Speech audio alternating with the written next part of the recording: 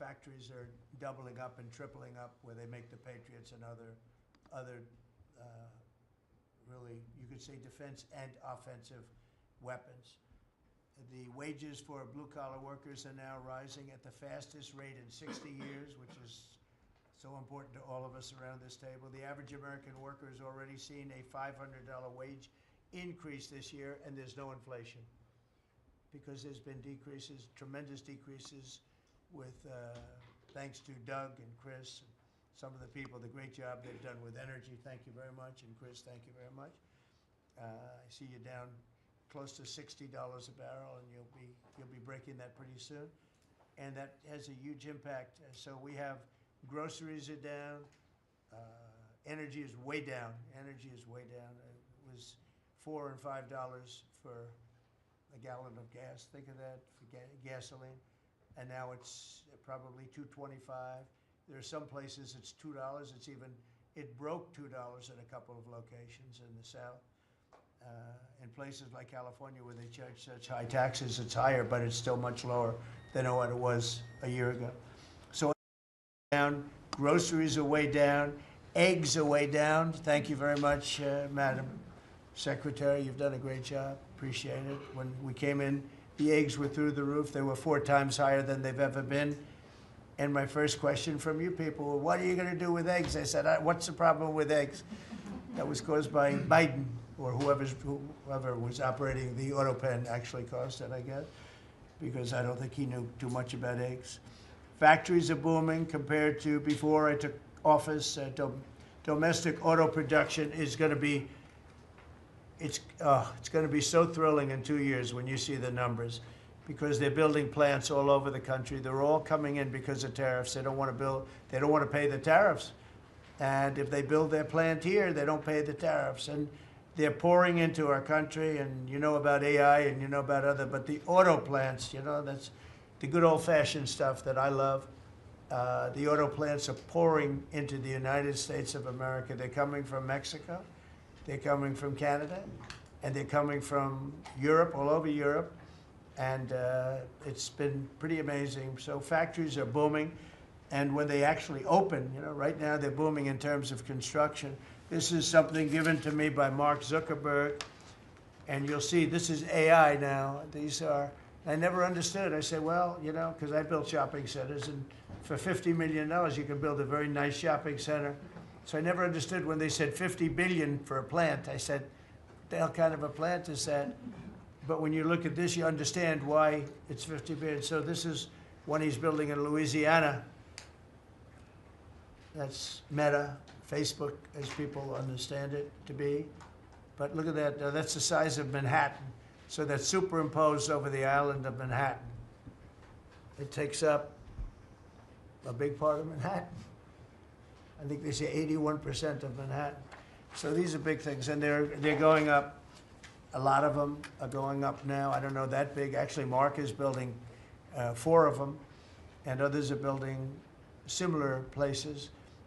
And when these things open up, I'll tell you what, our country, we're leading China now in AI, substantially leading China.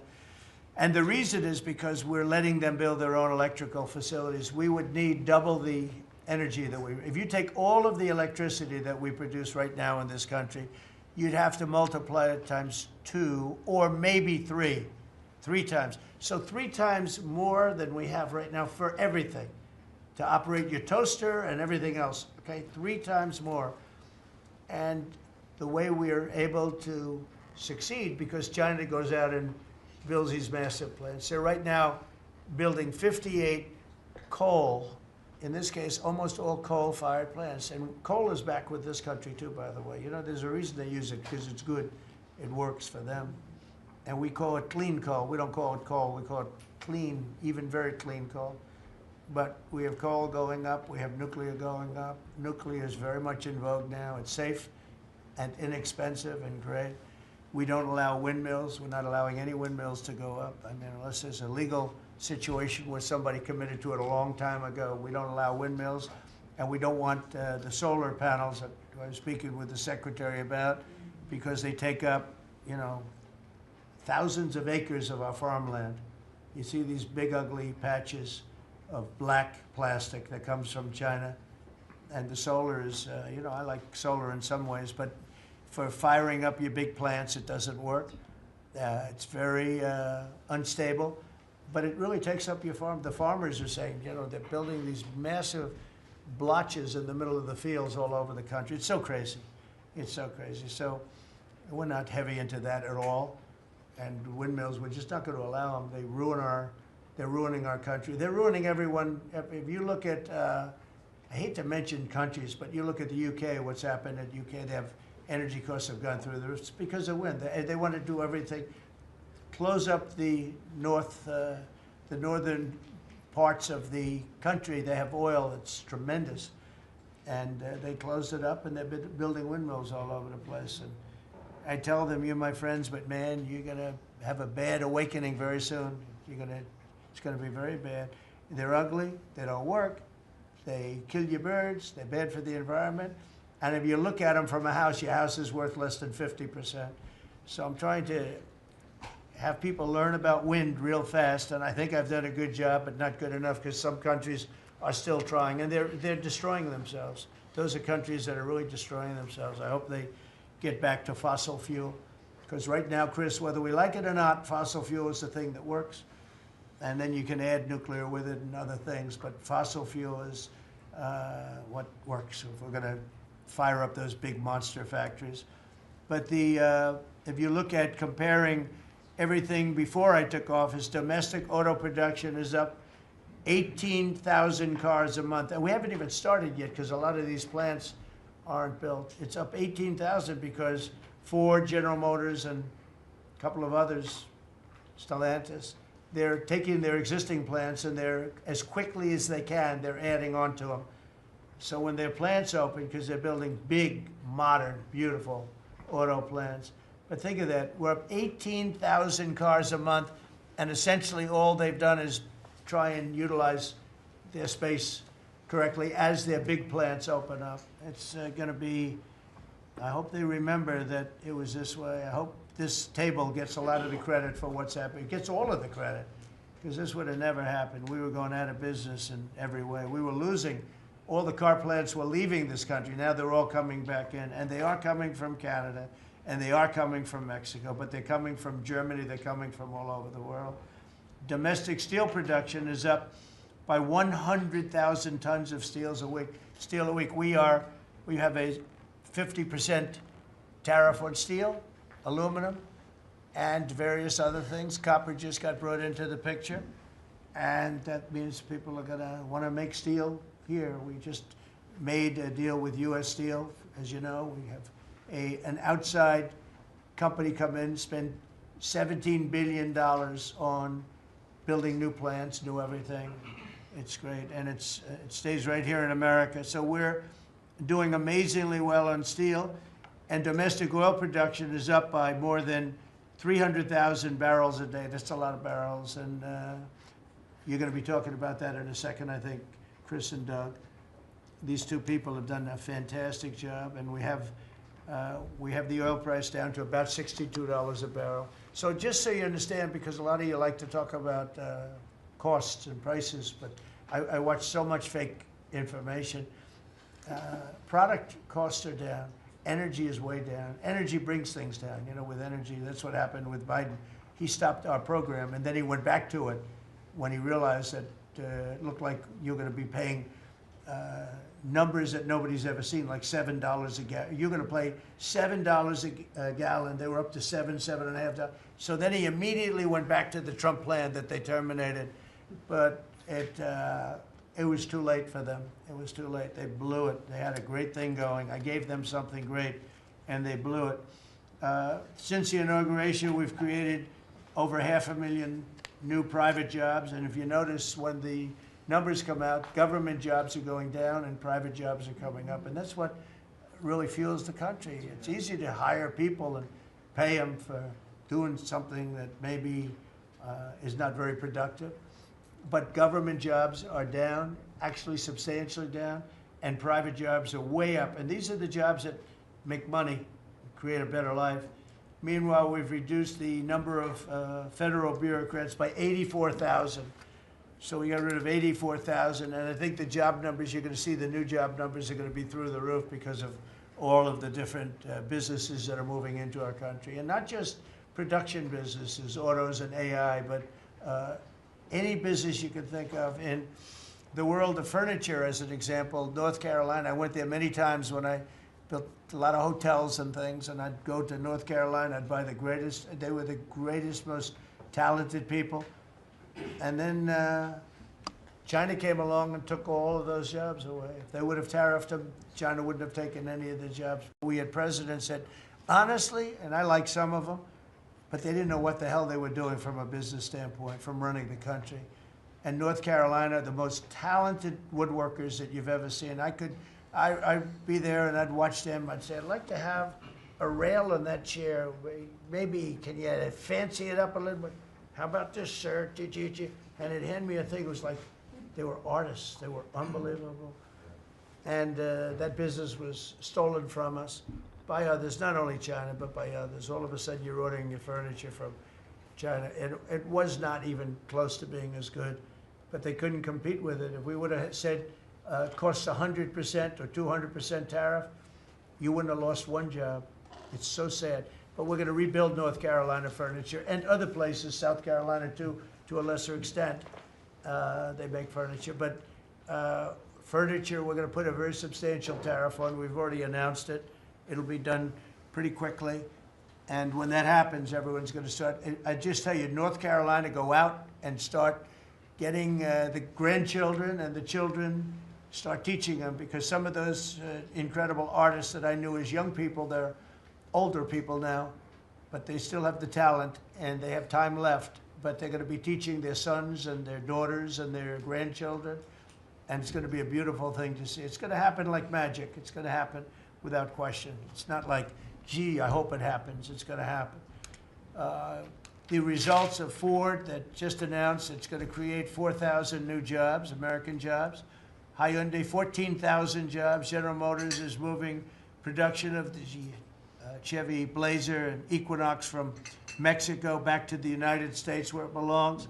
Don't forget, we lost 55% of our auto production over the last 35 years. 55%. We were the auto capital of the world. Like there was nobody even think about challenging us. We lost 55% of it to Mexico, Canada, China, a lot to China, and other countries.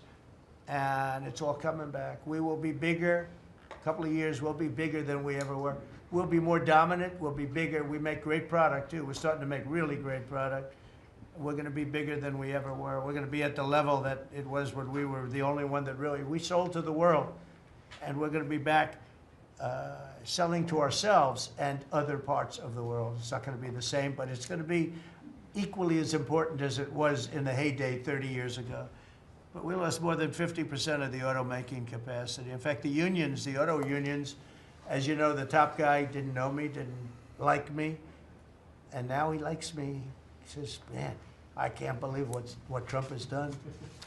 But the auto workers voted for me. They understood better than anybody else. The auto workers, the Teamsters voted for me.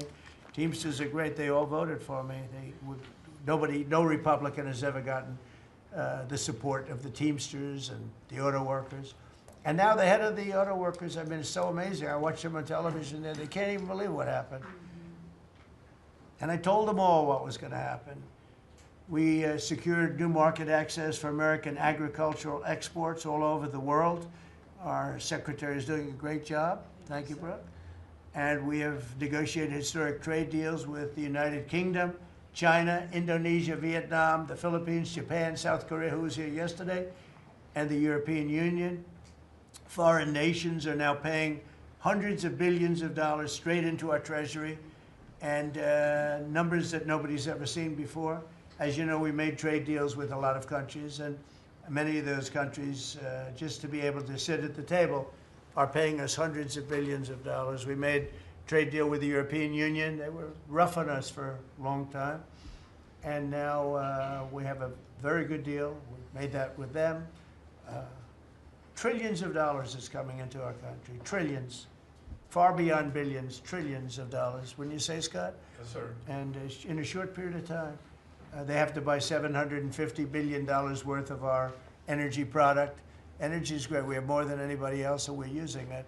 But the European Union is a done deal, and Japan is done. I heard there was a problem with South Korea, but we met yesterday, and they're done. We didn't do anything. We just kept the same deal. He honored the deal. They wanted to see if, I don't even want to say it, but they wanted to see if they could do something. But they honored the deal, which is nice.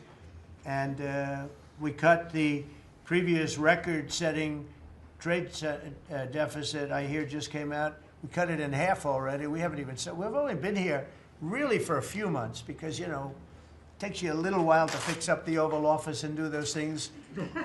prepare for the battle, right? So we really only been here for a very short period of time. And we cut the trade deficit in half. Is that right? That's fantastic. I didn't even think we were going to do that. And remember, these are things that are being built. These things, you know, all these numbers up here, they're not open yet. When they open, you're going to see things happen in the United States that nobody's ever seen before, including our country in its heyday. And I had the greatest economy in the history of our country my first 4 years, despite COVID, which was a very unfortunate situation for the whole world. We did a great job with it, never got the credit for the job we did. Operation Warp Speed, people say, is one of the greatest achievements ever in politics or in the military, because it was almost a military procedure. But everybody, including Putin, said that Operation Warp Speed, what you did with that, nobody can believe it. And we did a great job. But it was a horrible, horrible pall over our country. We had a very dark cloud over the world. That was a very, very bad thing that came out of Wuhan, which I said it came out of Wuhan. That's where it came from. And China suffered greatly, but everybody did. But we did a good job. I'm not going to use the term great, big, beautiful. That was good for getting. I'm not going to use the term great, big, beautiful. That was good for getting it approved, but it's not good for explaining to people what it's all about. It's a massive tax cut for the middle class. It's a massive tax cut for jobs. And it's, I mean, think of it, no tax on tips, no tax on Social Security. So seniors, I don't know how you can vote for anybody else. And, you know, just think of that. And no tax on overtime. So you work overtime, you don't have to pay tax on overtime. That's good. The Democrats don't know what they're going to do. So they have, like, this soundbite. You know, they have all these sound bites. They send it out. I don't know. Some guy sends out a word, and everybody uses it, including the fake news. Some of you are here right now. I'm looking at you. And it's death. They use the word death. No, it's actually life. It's almost like a newborn life. It's not death. That's their soundbite. The bill is death. It's not. We strengthen Social Security. We strengthen Medicare, Medicaid. The job we've done on Social Security is, if the Democrats got in, Social Security is over because the country's going to fail. There won't be any Social Security. And I made that pledge to you. We're going to take care of Social Security, Medicare, Medicaid, and we're doing that in spades because the country is becoming so successful again. And it hasn't been this successful. I think in the end, it will never have been this successful. I don't think it'll even be close with what's happening. Every American is seeing a tax cut as a result of the bill. The average police officer will keep an extra $1,000 a year at least in overtime, and the average waiter or waitress will keep nearly $2,000 extra in the fact that they would have had to pay that kind of money on tips. And I never realized that the government was so strong on that, but waitresses, waiters would tell me that the government would go after them. Like it was horrible. That's how it all started with me. It just was incredible. And the biggest thing was, again, the $4 trillion that they found. They said, well, that was nice. They should have announced it. I could have told them that. And I don't know. It should be simple. But a lot of people didn't understand it. Actually, a lot of good people didn't understand it. But now they're saying, you know, Trump was right. They'd never seen anything like this. And I don't know what it is, Scott. They didn't understand what we were trying to explain to them was going to happen. Everybody's moving back to the United States because they don't want to pay a tax. If they don't If they're not here, they have to pay a tax. And it didn't seem that complicated, but it's working at a level that nobody can imagine. You know, this is working $4 trillion, but that's a big number. It's a number that nobody ever heard of before. But 4 trillion is exciting. But that's nothing compared to what's happening, because these places haven't even opened yet. Some of them haven't even started hiring yet. They're under construction. So it's construction jobs, but it's not the big number, and the big numbers, when they open, they're going to be very successful. It's a revolution. We're also working on things to ensure that the awesome power of artificial intelligence is used to benefit all Americans, including American workers and also American children. In that spirit, our wonderful First Lady has just announced a presidential AI challenge. It's going to be a very good challenge, I can tell you. Put her heart into it, which will inspire the next generation to stay on the cutting edge of this vital technology. This is the new internet, the new computer, the new television, the new everything, all put together in one. This is why when I show you a picture like that, I mean, I show you this. This is a factory superimposed over the island of Manhattan, and you have many of them being built right now all over the country, or soon to start. Some of them. Some of them have started. This one has actually started. That's in the great state of Louisiana. But the First Lady is working very hard on this, and it's an important initiative. And Melania, when she puts her mind to it, nobody can do better. There's nobody. So every young person should go to AI.gov to learn more, AI.gov to learn more. And you'll see it's a great challenge. I think it's going to be a very modern kind of a challenge that involves AI, which is very exciting to people. So I want to thank her, raise a lot of money for children. We're putting America first, and we're going to be putting the America worker first. And, you know, the Republican Party has picked up 4 million new people, 4 million. The Democrats have lost 2.5 million. Other than that, they're extremely happy. No, they're very depressed. They're very depressed. And their new box that they've fallen into is crime. There was a consultant on one of the shows this morning I was watching. I thought he was very good. He's a Democrat consultant. And he was screaming, no, no, don't let him do this to you. Don't let, it's another trap. It's another trap. What he's talking about, like men playing in women's sports. They said that's an 80-20. No, it's a 97-3. It's 97-3. Like transgender for everybody. They fought for it. They're still fighting for it. I saw a guy today, a politician that you all know very well, fighting like hell for men playing in women's sports. You don't understand. They're human beings also. Well, I agree they're human beings. But you can't have a 7-foot guy playing basketball with the women. You know, it's just one of those little problems in life. And we all have our place. That's okay. I've got my place too. But this guy's screaming, it's another trap. And this is the worst of all. He said, because this is crime. Trump is saying he's against crime and they're for crime. No, he's going, it was funny.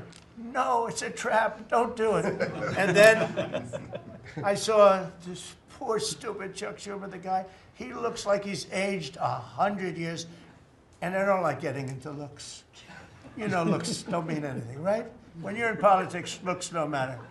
I look at Pam, I would never say she's beautiful because that'd be the end of my political career. Laurie, secretary. But I will tell you, this is the best of all. And they're going to fight me. Like this slob of a governor you have in Illinois. This poor guy got thrown out of his business by his family. I know the family. I was partners with the family. Nice family. I like the family. But he was no good. They threw him out. He's governor of Illinois. And he goes about Trump, we don't need his help. Chicago is the worst. These places are really bad. Crime in D.C. was the worst it ever was. You know, they make up stories. Crime in D.C. was the worst ever in history. And now, over the last 13 days, we've worked so hard. We've taken so many, there are many left, but We've taken so many criminals, over 1,000. I watched a man from Maryland who said to me, I mean, sir, you're the greatest president. You're doing an unbelievable job. What a great job. Governor Moore, has anyone heard of him? He's another hopeful for president. I don't think so. But I met him, and I didn't realize it was on camera. Did you see they caught him on camera? I was at a game, I don't know, like the Army-Navy game or something. And I met him in a hallway. And as usual, you do your job very well. One of these great cameramen had it on tape. But I met this gentleman. I never met him before. Sir, you're doing a great job. You're doing an unbelievable job. Thank you very much. But then he goes on television and says, oh, Trump is a dictator. He's a dictator. And a lot of people have so the line is that I'm a dictator, but I stop crime. So a lot of people say, you know, if that's the case, I'd rather have a dictator. But I'm not a dictator. I just know how to stop crime. And you would think that Illinois would have such a problem with crime, such a bad governor. He should be calling me, and he should be saying, could you send over the troops, please? It's out of control. It's out of control. In New York, it's out of control. Not as bad as Illinois, by the way. Not even close. In California, you would have not had the Olympics had I not sent in the troops. We sent in the National Guard. They did a fantastic job. We have the Olympics. We have the World Cup coming. I got them in my first term. And I was really sad because I said, oh, boy, I got them, and I won't be president. And little things happen. Thank you, God. Thank you. You know, little things happen. Think of it. You could ask Johnny. Johnny would tell you he's the head of World Cup. He's a great guy, too, great commissioner. But he's the head of the World Cup. He said, Trump is the only reason we're doing this. And the sad part is that I was not going to have it. I would have to be, probably I wouldn't have even been invited to the game, depending on who's president, right? And I got that. I did not get 250, okay? The 250th anniversary, I did not get. I'd like to claim it, if I might, but I did get that. That was whether I was president or not, it was still 250. I'd like to take credit for it. What I will take credit for is we're going to have a better celebration under Trump than you would have had under some stuff. That I'll take care of. We're going to have a safer place, Christy, because of you and Tom Homan and everybody, right? But, so we have 250 coming up. We have the World Cup coming up, which is like having 45 Super Bowls. And we have the Olympics coming up. So we're going to have a very exciting 3.5 years remaining. We're going to have a very exciting, it's going to be done properly. So I just want to tell you, our country's in incredible shape. Our military is strong and powerful and respected. We had some fantastic decisions from the Supreme Court that let us put the people into the military and other businesses that are best for the job, as opposed to some woke reason that was killing our country. That was a very strong, very powerful. You can now go into a company based on your ability, as opposed to being forced in based on some factor that cannot make our country great. That was a big decision, very, very big decision. And we've had a lot of great decisions, and we've all made some great decisions sitting around this table. I want to thank Scott. Unbelievable what's happening financially with you and Howard. And Vice President's involved in everything, and he's been great. And Marco has been, really, I think you're born for this job. I don't think you should ever run for another office. I don't think you should, really. You're so good at this. He is so good. And everybody likes him, you know, everybody likes him. But everybody, much more importantly than like, I think you would say, is respect. They respect Marco. They respect all the people around the table. So what I'd like to do is, I'd like to go around the table. You seem to like it. Your audience seems to like it based on ratings. And I want to mention, you know, about crime, because we have a young lady here, Iris, of Epoch Times. You're Iris, aren't you, huh? And I heard you were very savagely mugged in the city, and I'm not going to let that happen under this administration. That was last year. And would you like to mention what happened? Of course. So first of all, thank you, Mr. President. Do you want to listen to this? For having me here to share my story to the room and to the broader public. My name is Iris Tao. I'm a White House correspondent for MTV, the sister media of the Epoch Times. So more than 2 years ago, it was a Saturday morning in broad daylight. I was on my way to work, and a young man with a black ski mask pointed a gun at my face and threatened me to hand over my phone, my wallet, my laptop, and everything else. And when I refused, he used the butt of his handgun to strike me across the face, in the cheek, or what some people call pistol whip me, before running away. And that has deeply traumatized myself and my family. Ever since, I've never dared to walk in the street of DC at night, ever, and my family was extremely worried. So, Mr. President, thank you so much for what you're doing right Thank now. you for being honest. Such incidents involved not just me, but also my family. If he had shot me, I could have died right there in the middle of nowhere without my families or my friends knowing at the age of back then, I think 23. Right. Just starting my career here in DC without even starting a family. Right now, I'm very blessed to have this opportunity. So you had a gun pointed at your head, and you probably figured that he's going to pull the trigger because these are animals that don't know what the hell, they couldn't care less. The pulling the trigger to him is a very minor event, and I'm sure he's done it before. So how did you, and you did refuse to give it, which Correct. would probably, maybe somebody would say that was not the right decision, right? Right. But you refused, but I understand that. So, and then he hit you real hard. Yes. It's really amazing that you weren't shot, though. I'm very blessed, and that's why having this opportunity to stand here to share my story today.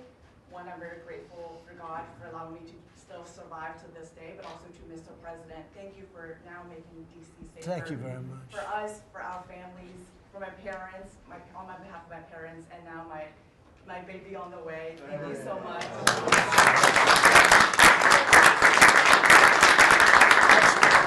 And there are other reporters and journalists, good people, and you don't have to say it, but that have also been attacked violently.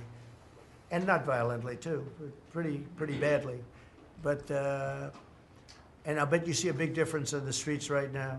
And this is only 12 days, but people are telling me they're going out to dinner now. They haven't, I told my friend, but I have a lot of friends that are going out to dinner all the time now in D.C., and they weren't doing it 12 days ago. They would never even think. One of my friends went out 5 times. It was 4 times the last time I told. Now it's 5 times. He said, I love going out to dinner, and restaurants are starting to open again. A lot of them closed because, you know, nobody wanted to go into a restaurant. Nobody wanted to get to a restaurant or even sit in the restaurant. But you see a big difference now, don't you? I do pass by Union Station every day on my way home, and I do feel a lot safer seeing the trucks right outside, seeing the National Guard troops members right outside. It just made me feel like I'm hopeful about DC again, and one day hopefully we can raise our family here. Thank you very much. That's nice. And those are tough troops, too. Those are not politically correct troops. We don't have politically correct anymore. We have tough guys, tough people, including some tough women. But we have tough people, and when you look at them, I tell you, they showed one scene where a bunch of Deregulation guys or whatever, maybe MS-13, maybe MSDNC, okay? Because to me, they're worse. I think they're worse. MSNBC maybe is worse than Deregulation. Real scum, real dishonest people. But anyway, they went into this gang. I think it was Deregulation, Venezuela, and they weren't nice to this group of people. The gang was calling them sir. Yes, sir. Yes, sir. Get out of here. Get the hell out of here. You're no good. Get out of here. And yes, sir. Yes, sir. Yes. These are people that beat up people all day long, and they're calling these soldiers. That's what they are. They're real soldiers. There's no games. I said, you don't have to be politically correct. And you know the way they used to spit in the face of the soldiers, with the soldiers standing like this, and you'd have some guy or some woman sometimes screaming at them from 1 inch away. They're standing there, and they're told you cannot do anything, and they start spitting, actually spitting in their face. And I said, you spit, we hit. And they're totally authorized to do that, all of those things.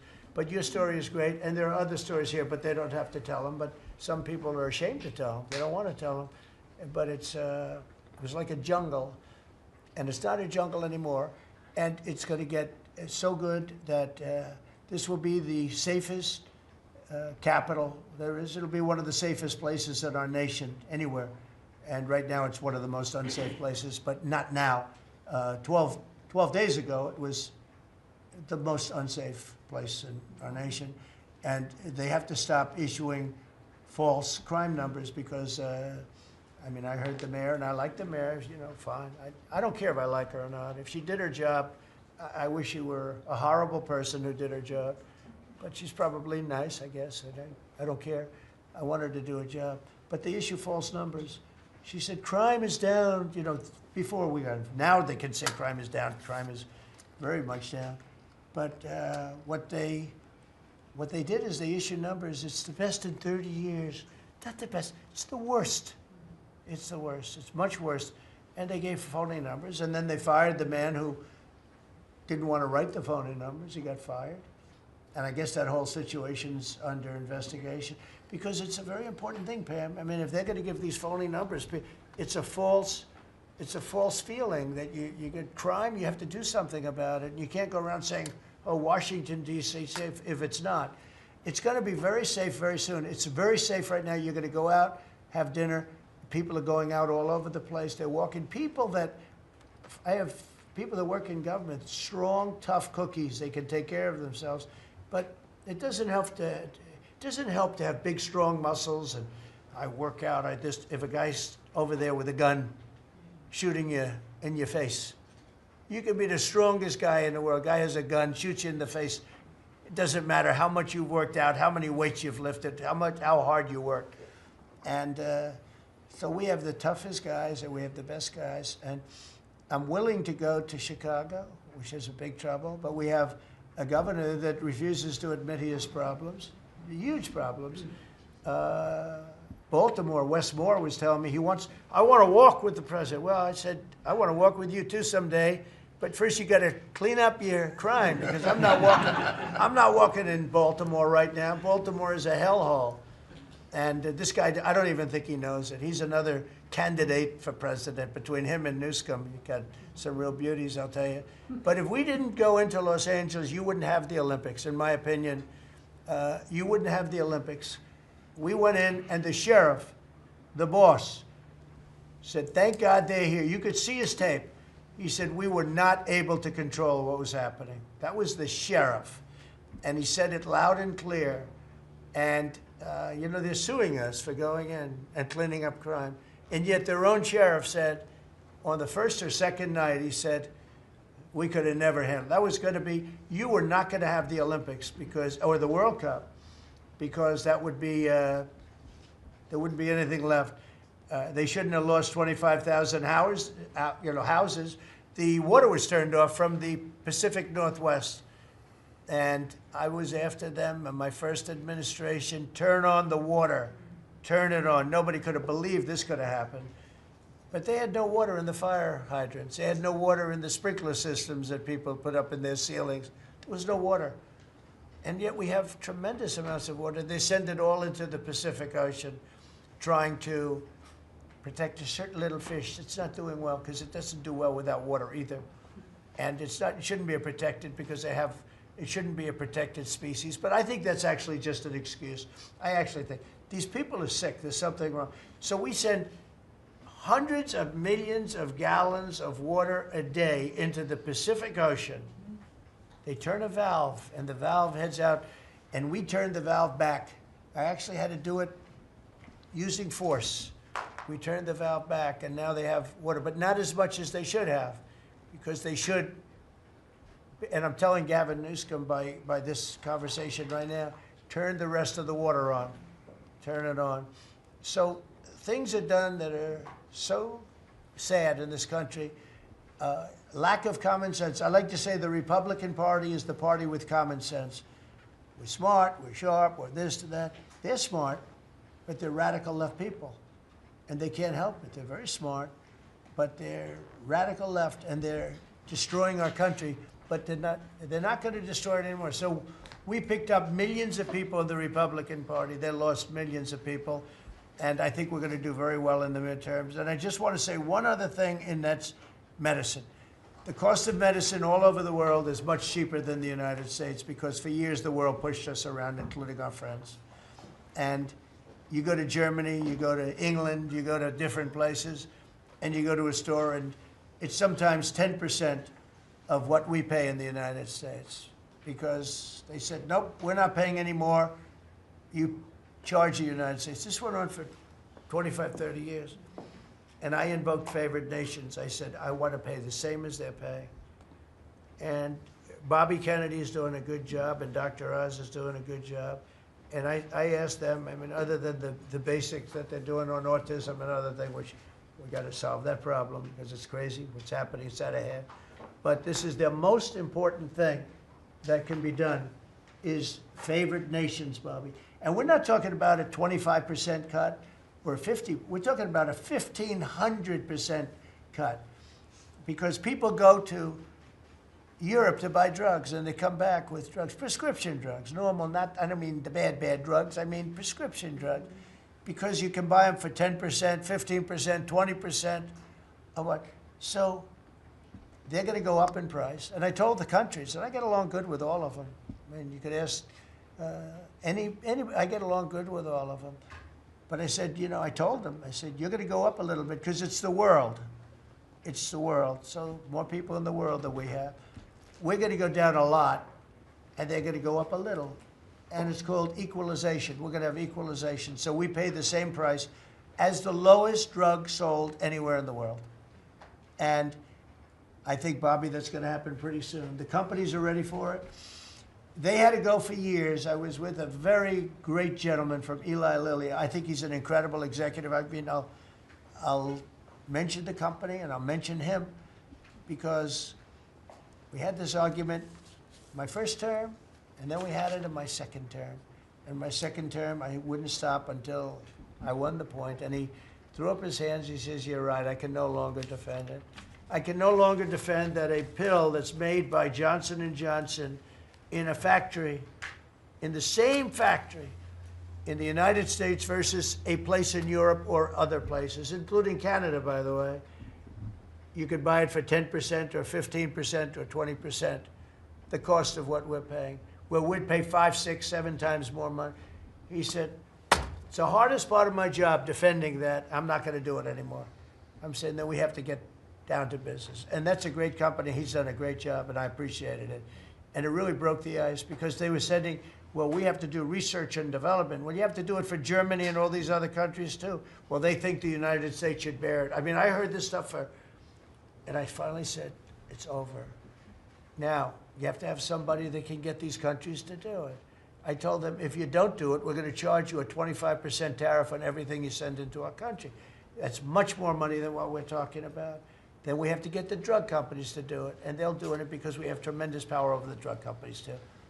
So we're going to get it done. I just hope we get it done fast, Bobby, because this thing should go fast. But we're going to get the cost of medicine is going to be 1,000%. Think of that. Not 2%. And I'll just tell this last story. When I was in my first term, in my last year, I was so proud of myself because drug prices went down for the first time in 28 years under my administration. You know how much it went down? 1/4%. And I was so proud of that. And I held a news conference, I think you'll be able to find it, congratulating myself and my administration because for the first time in 28 years, drug prices went down. 1/4%, that little tiny, but it still went down. And I thought it was great. And then I realized, you know, it's a very complicated business and formula. You got to be very smart. I said, we're really getting ripped off by the whole world. The whole world is ripping us off. And what happened is I got on this kick, and I got the drug companies to agree, and I got countries to agree. And they're not agreeing because they think I'm a nice person. They're agreeing because I will put charges and costs and tariffs onto them that will be many times more than what they're going to be paying. So the companies are there and the countries are there, and we got to get it done, Bobby. We got to get it done. And we're going to have the biggest price of it. Now, that's going to lower Social Security, Medicare, Medicaid. This is going to lower everything because drugs go for everything. It's going to have the biggest impact, I think, of anything that can possibly be done. But your costs are going to be going down for medicine, for prescription drugs, will be going down at levels that nobody ever thought possible. And that's going to happen in a matter of a very short period of time. And we're all set with the countries, and we're all set with the companies. That's all you need, the two. And the middleman gets cut out. Under this scenario, the middleman doesn't exist anymore. That was the other thing. They always blamed the middleman. I said, who are the middlemen? Nobody knew who the middleman was. You know, That's right. they had the most complex formula. It was genius, but they didn't get away with it. So I'm counting on Bobby. Do you want to start, Bobby? Maybe we'll start with you. You can start with that and then go on to what we're talking about. We are deep into MFN negotiations, most favored nation status negotiations with 14 companies.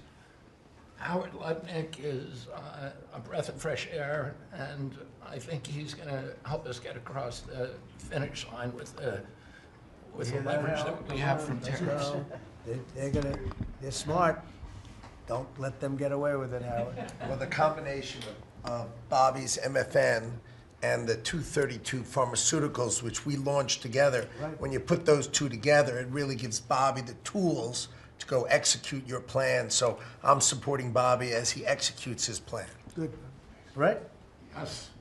And this cabinet meeting is supposed to be about working Americans and bringing jobs back to this country, and particularly rural America. And I want to mention the big, beautiful bill. Right now, we spend 7% of Medicaid dollars on rural hospitals. So they're getting the short end of the stick. It's about $19 billion a year. Under the Rural Transformation Program, we give them an extra $10 billion a year. So we're raising an infusion of cash to rural hospitals and rural communities by 50%. It's going to be the biggest That's good. infusion in history, and it's going to restore and revitalize That's these so good. communities. And we can't survive as a nation if we don't honor our rural communities, which are the source of our values, our virtues, our character, our economy, our food. And you are bringing that back. You are bringing those communities back. I wanted to talk, because you mentioned the wind farms, we now have an interdepartmental coalition, a team, which is Doug Burgum and Howard Lutnick and Chris Wright and Pete Hegseth. We're all working on this issue. And Lee, sorry, Lee. We're all working together on this issue. We're meeting together. There are right now 11 wind farms planned that were launched during the Biden administration. Between Maine and Virginia, it's 1,130 towers. These towers are twice the size of the Washington Monument. The blades on them They're are, massive. It's so crazy. the Go ahead. blades are 350 feet long, one blade. One of these blades blew up on Nantucket last summer, and the water was filled with shards of glass, of sharp glass, so it's dangerous to swim. They had to close the beaches, but they have indemnified themselves so the local communities can't sue them. None of these projects are bonded. If you build an oil derrick in the Gulf, you got to put a bond down. There's no bond for dismantling them, and that's one of the tools that Doug is now using to challenge some of these projects. None of the cost of energy from these projects is 39 cents a kilowatt hour. The average cost in this country is 17 cents per kilowatt hour. And natural gas is 3 cents. Right. So it is the most expensive energy. I've been representing commercial fishermen for 40 years. They are so excited about what you're doing, Mr. President, because their fisheries are being wiped out. As soon as they begin construction, the groundfish fisheries just disappear. The fish leave the area. They've killed 160 whales in the last 2 years.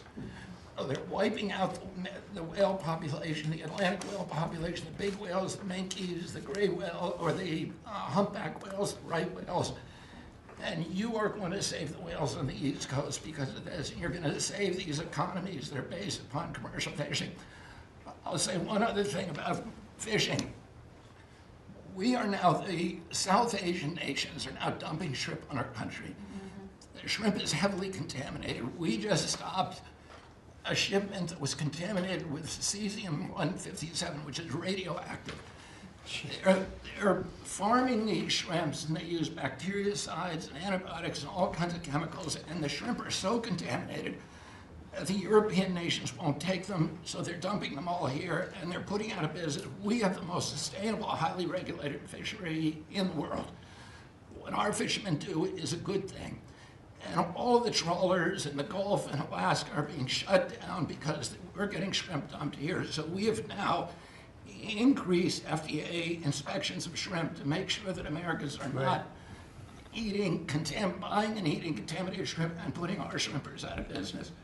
I talked just very briefly, we have an historic agreement on pre-authorization. We brought together 80% of the insurance industry, which has agreed to, for 80% of diseases and injuries, give immediate pre-authorization so that when you go to your doctor's office and he prescribes you a new knee or whatever it is, you will immediately know whether your insurance company is going to pay for it. This is an historic agreement. People have been trying to do it for decades, and we, because of your leadership, brought the insurance industry together and got them to voluntarily agree to do this. Similarly, we've made another historic agreement with personal health records. The 60 biggest tech companies in our country have all agreed to allow Americans for the first time access to their personal data, which they own, which these companies have been monetizing without permission. You're going to be able to see by next year all of your health records on your cell phone. It's going to save lives. It is going to fuel an infusion of technology into that space where people can access those records. They can compare their diet to what they personally need, and we'll have personalized medicine. We are doing price transparency. You passed this during your first term, and then the Biden administration refused to enforce it. We've now brought in HHS, under your leadership and my leadership, more enforcement actions than during the entire 4 years of the Biden administration. Right. So we're going to have that kind of price transparency. I'm working with Linda on forcing medical schools. And the MCATs, the people who administer the MCATs, the people who do accreditations, to put nutrition into medical school education. Right now, 25% of the doctors in this country do not feel competent to give nutritional advice. 70% of diabetes cases can be reversed or ended if you just change people's diets, and the doctors don't know how to advise it. They only know how to prescribe the drugs. We are going to change that, so if you come out of a medical school under the Trump administration, you are going to know about diet. And then finally, most importantly, the Pete and Bobby Challenge. I want to give an update. Pete got, or I got 5 minutes and 48. It's 100 push-ups, 50 pull-ups, and you try to do it within 10 minutes. I got 5 minutes and 48 seconds. Pete beat me. I'm still bitter at that. 5 minutes and 25. The cabinet leader is Scott Turner. You beat me. That's good. 5 minutes and 15 seconds. I'm waiting for reports from the rest of the cabinet. The only exemptions currently existing is if you can hit a 50 at Bedminster, which President Trump did with Bryce and DeChambeau, so he's the only one exempt in this room. Everybody else. That's great, Bobby.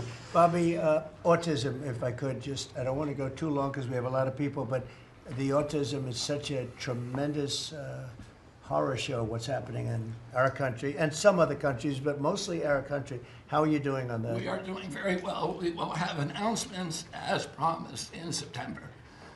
We're finding certain interventions now that are clearly, almost certainly causing autism. And we're going to be able to address those in September. It's such a big day. I'm looking forward to that day because there's something wrong when you see the kind of numbers that you have today versus 20 years ago. And those numbers, what are those numbers, Bob? Well, in 1970, the biggest epidemiological study in history was done in Wisconsin. They looked at 900,000 children, and they were looking for autism. They knew what it looked like. And they were very, very precise about it, and they found an incident rate of 0.7, in other words, less than 1 per every 10,000 children. Today, our most recent numbers are 1 in every 31 kids. It's probably actually much worse than that because California, which has the best collection system, is reporting 1 out of every 19 children, American children, has autism, 1 in every 12.5 boys. So it's gone from less than 1 in 10,000 in 1970 to 1 in 12.5 boys Think of today. those numbers. So there has to be something artificially causing this, meaning a drug or something. And I know you're looking very strongly at different things, and I hope you can come out with that as soon as possible. We will. So 1 in 10,000, and now it's 1 in 31 or 34 or 12 if it's a boy. Can you imagine that? 1 in 12. That's for a boy. 1 out of every 12.5 boys. It's not even believable that that could be. And that was 1 in 10,000 not so long ago. I've been hearing these numbers, and they get worse and worse every year. There's got to be something. I think there's nothing, including favored nations and everything else, there's nothing that can be, if you can find out the reason that that's happening, and I know we're gonna do some things. I think it's, We I will think, have that answer I think for we, you. I think we maybe know the reason, and I look forward to that press conference, to be with you on that press conference. That's going to be a great thing. Thank you, Bob. You're doing a Thank you, great Mr. job. President. Linda, how about it? And we want nothing less than $500 million from Harvard. Don't negotiate, Linda. They've been very bad. Don't negotiate. Go ahead. All that's working well. Mr. President, thank you very much. Since we are focusing today on Labor Day, and I know that Kelly and Lori are both going to echo some of the things that I'll say as well, we are really focusing, on our workforce. But what I'm finding with great joy around the country is that states really are being innovative and working more with middle schools and with high schools to make sure that we are having hands-on learning. There are pathways to jobs that are happening now. And if we see more and more of our community colleges working with our middle schools and our high schools so that high school students are graduating not only with a diploma, but a certificate that they have worked with, perhaps with a Toyota or another company that is coming in, public-private partnerships. And they're learning on the job so that when they graduate from high school, they're ready to go into the workforce, because we know with all of these wonderful jobs that are coming back into the country, through AI, through just our normal jobs, we need electricians, HVAC operators, etc. If we don't have this training, we're not going to have the workforce we need for all these wonderful jobs. So governors are really excited about this prospect. I've been now to several states and visited community colleges and tech schools with governors, and they're just all on board for getting this done. I think it's one of the best things that we're hearing relative to the job market. So we're just kind of focusing on that for today. So we're bringing education back to the states, to put it in a more simple fashion. We're going to let the states educate our children again. And, we're rated out of 40 countries, we're 38, 39, or 40. So obviously, it's not working what they've been doing for the last 30, 40 years. And if you go back, the best are like Norway, Denmark, Sweden, some of the other, Finland, they're very highly rated. If you go back to just take a look at anything you want to do, you just look at us in the past. If we gave Iowa or gave Indiana or gave, and I don't say every one of them, a guy like Gavin Newsom's not going to do well. Certain states won't do well. But even California, you cut it up into sections. You have Riverside, you have this, you have that. You cut it into 5 sections. And, if you had a good governor, you'd be able to do well. But certain states will be able to compete with Denmark, Norway, Sweden, and everyone. It'll be just as good. So I figure you have close to 40 of those states. Mm-hmm. And then you have 10, you have 5 that won't be very good. You have 5 disasters, and we'll have to work on those disasters. But for the most part, we will have education that will go zooming up in those charts, just like we have in everything else we've done. And I think it's one of the most important things we're doing at this table. So bringing education back to the states where you have the parents running it, where you have the school boards, they're local. We have people running from Washington that have never even been to the state that they're in charge of. They've never even been there, and I don't think they care about it. So we want to close up the Washington buildings, sell the buildings off, let somebody else get rich with the real estate, because it'll be a crime-free city. By the way, speaking of that, anybody murders something in the Capitol, capital punishment, capital punishment. If somebody kills somebody in the Capitol, Washington, D.C., we're going to be seeking the death penalty. And that's a very strong preventative. And everybody that's heard it agrees with it. I don't know if we're ready for it in this country, but where you have it, we have no choice. So in D.C. and Washington, states are going to have to make their own decision. But if somebody kills somebody, like you could have been killed, very lucky you didn't get killed, it's the death penalty, okay? Fantastic job you're doing. Thank you, Linda. Very much appreciated. How are you doing with the colleges, by the way? You're doing some pretty good work in terms of getting them to treat people fairly. Well, interestingly enough, since we've been negotiating with some of the Ivy League schools, I have presidents of universities calling every single week. They want to sit down and talk to us about all of the steps that they are taking, because they would like to not come under the same investigative program, and so it is having its desired effect. That's great. So if you fire a shot across the bow, the big guys, people kind of step in line and know you mean business, and we have teeth in these agreements, and I'm proud of the work that we're doing there. Well, they misbehaved, and some of these schools are getting billions and billions of dollars, and they misbehave, so that's it. And so one way or the other, we're going to win that whole thing. It's got to straighten them out. Okay? Thank you. Great job. Thank you. Lee, please. Mr. President, the Trump EPA has a special Labor Day message to America's workforce, especially our auto workers, our coal miners, our steam fitters, our pipe fitters, and the list goes on. See what a difference a year makes. A year ago, the way that the Environmental Protection Agency was operating, the choice was made to protect the environment, we would have to strangulate the economy. That's the way that the EPA operated for years. There was a binary choice. We had to choose one or the other. The Trump EPA completely rejects that. See, we choose to protect the environment and grow the economy. And a very special shout out to Russ Vogt and his team at the Office of Management and Budget. We give him a lot of work. He's happy to do it.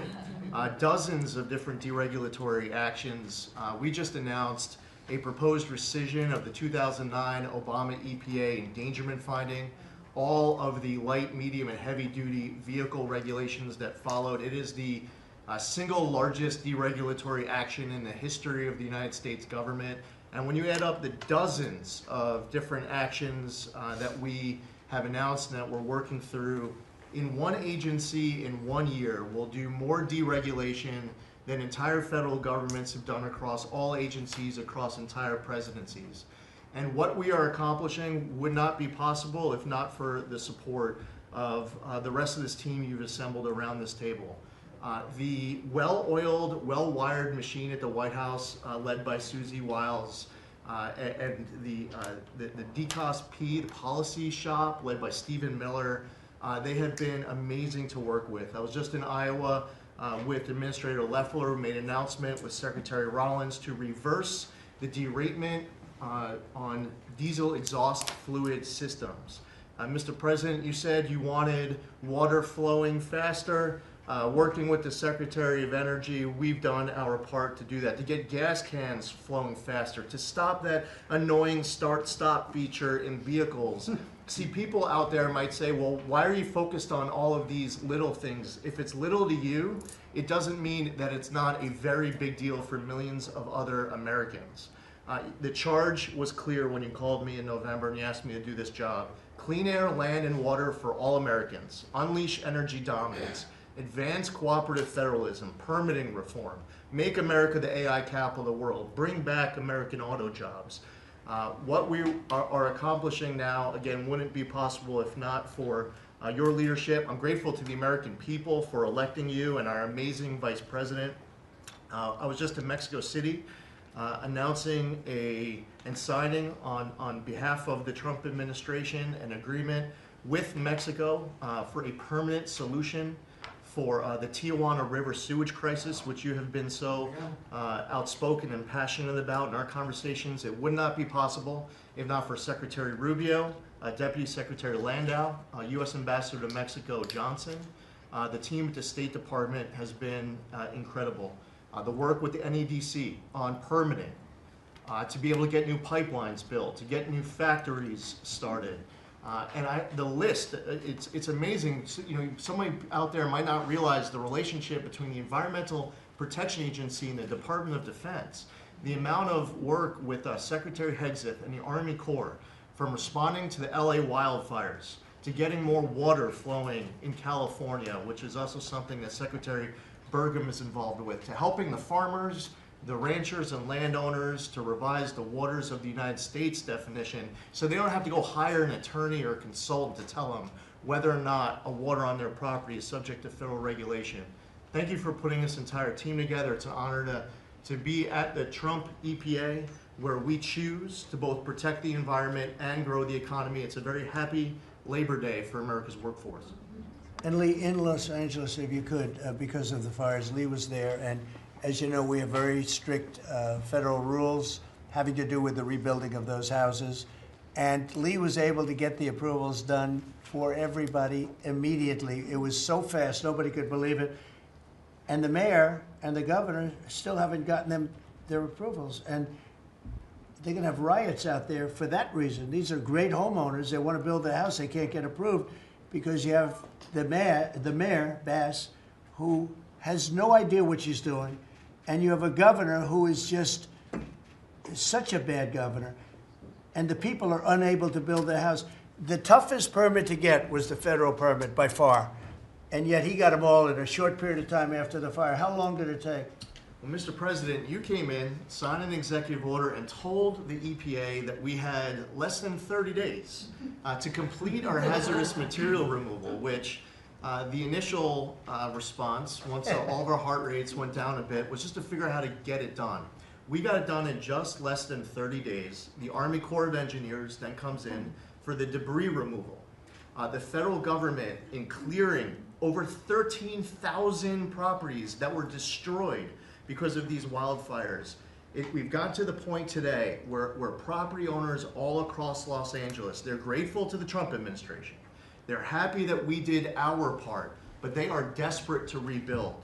And there is not a single green light approval that they are waiting for from the Environmental Protection Agency. The EPA and the Army Corps of Engineers proudly have done our work. It's important for those local officials to let these property owners build on their land. It's their property. It doesn't belong to the mayor of Los Angeles. And they need to represent their people better. They're ready to build. When will they have their permits from Los Angeles? Well, here's the problem, Mr. President, is that they have been ready since the moment we were done with the federal part. I mean, well, I was visiting a week after. Actually, I thought my first trip was going to be to Los Angeles. However, the moment I got confirmed, the vice president said, "You're going to East Palestine right away." So that actually ended up being the first visit because the vice president's so passionate about that from the great state of Ohio. Then we went to Los Angeles from there. We're talking about the beginning of February, where we were meeting with property owners already. They were already all set up. They had the contractors. It was the beginning of February, and they were waiting for green lights from Los Angeles to be able to go onto their property and start rebuilding. Some of the same people who were waiting for a green light ready with the contractors at the beginning of February are still waiting now in the middle of August. Let these Californians rebuild. And they're talking about also taking away some of the properties and building low-income housing on those properties. They're going to have problems like they've never had before. These people don't know what they're doing. So we have all our permits. Everything the federal government has to do was done long ago. They should have been. I went to a town hall with Lee, but we were there, and the mayor was saying it would take 2 years, maybe 3 years to get this approved. I said, no, not 2 years, 2 days. They should have it in 2 days. And I toured the site, and I met 100 homeowners, all standing in front of the site a couple of days after the fire, and they were ready to go right then. They wanted to just build right then. And the city won't let them do it. Los Angeles, I don't think it's that they won't. I think they're incompetent, okay, to be honest with you. I think they just don't know how to go about it. It is so badly run by Newscomb and by Mayor Bass. Mayor Bass, she was in Africa during the fire. She knew the fire was starting to rage, and she decided to take a trip to Africa. These people they're just bad. You know, you talk about make America great again. They could never make America great again, but we are doing that. Congratulations, you found some interesting things, Tulsi. Sir. She's becoming a bigger and bigger star every day. She found a lot of good things. Go ahead. Thank you, sir. As we approach Labor Day weekend here, this is just such a great opportunity really to recognize your leadership as a true champion for working people. And I know we'll hear, as we go around the table here, how your focus singularly on putting the well-being and interests of the American people first is that common thread that we're seeing in your policies being implemented across your administration. For ODNI, number one, our focus is and must always be making sure that our intelligence community is focused on our mission, keeping the American people safe, secure, and free. We're doing great work on this front. I'll point out our National Counterterrorism Center, led by Director Joe Kent, are working across different agencies with Homeland Security, DEA, FBI, and others to catch terrorists, both those who are trying to come into our country, those who may already be in our country. They are finding the worst of the cartel bosses and making sure that they're not able to continue to wreak havoc and terror in our communities. Secondly, Mr. President, you have charged me with the mission of finding the truth and telling the truth to the American people. And we've exposed some of the worst examples of the weaponization of intelligence in the last several weeks. I will continue down that mission and that path wherever it leads. Transparency, telling the truth, is what will drive true accountability for the American people who deserve nothing less. And lastly, Mr. President, all of us are charged with being good stewards of taxpayer dollars. I've gone through a reorganization for ODNI that we've announced in the last week. We've cut nearly half of redundant, unnecessary functions within ODNI, saving taxpayers over $700 million a year. We will continue focusing on our core mission in keeping the American people safe, and appreciate your leadership and your focus on this most critical task. And you've also found many bags of information. I think they call them burn bags. They're supposed to be burned, and they didn't get burned, having to do with how corrupt the 2020 election was. And when will that all come out? Mr. President, I will be the first to brief you once we have that information collected. But you're right, we are finding documents literally tucked away in the back of safes in random offices, in these bags and in other areas, which again speaks to the intent of those who are trying to hide the truth from the American people and trying to cover up the politicization that was led by people like John Brennan and James Clapper and others that have caused really immeasurable harm to the American people and to our country. Great job. Thank you. We look forward to hearing it. The public looks forward. Thank you very much. Administrator? Thank you, Mr. President. Well, everyone knows there's no stronger advocate for hardworking American families than you, sir. Thank you for the largest tax cut in American history for working families. The average family of four is going to save about $10,000 take-home pay more a year. And what we're seeing is an increase in the child tax credit, the increase in the standard deduction. Hardworking families are going to benefit from this bill, and small businesses. There's no bigger beneficiary than Main Street, because small business makes up 99% of all businesses in this country. I've traveled to nearly half of our states, 24 unique states. I've made 40 state visits. In fact, I was with our great vice president at a small business manufacturer in Georgia last week. I was with a trucking company in Ohio. I was in Michigan at a motorcycle manufacturer. The return of Made in America is going to be driven by small businesses, because 98% of all of our manufacturers in America are small and medium businesses, 600,000 factories that employ 5 million people.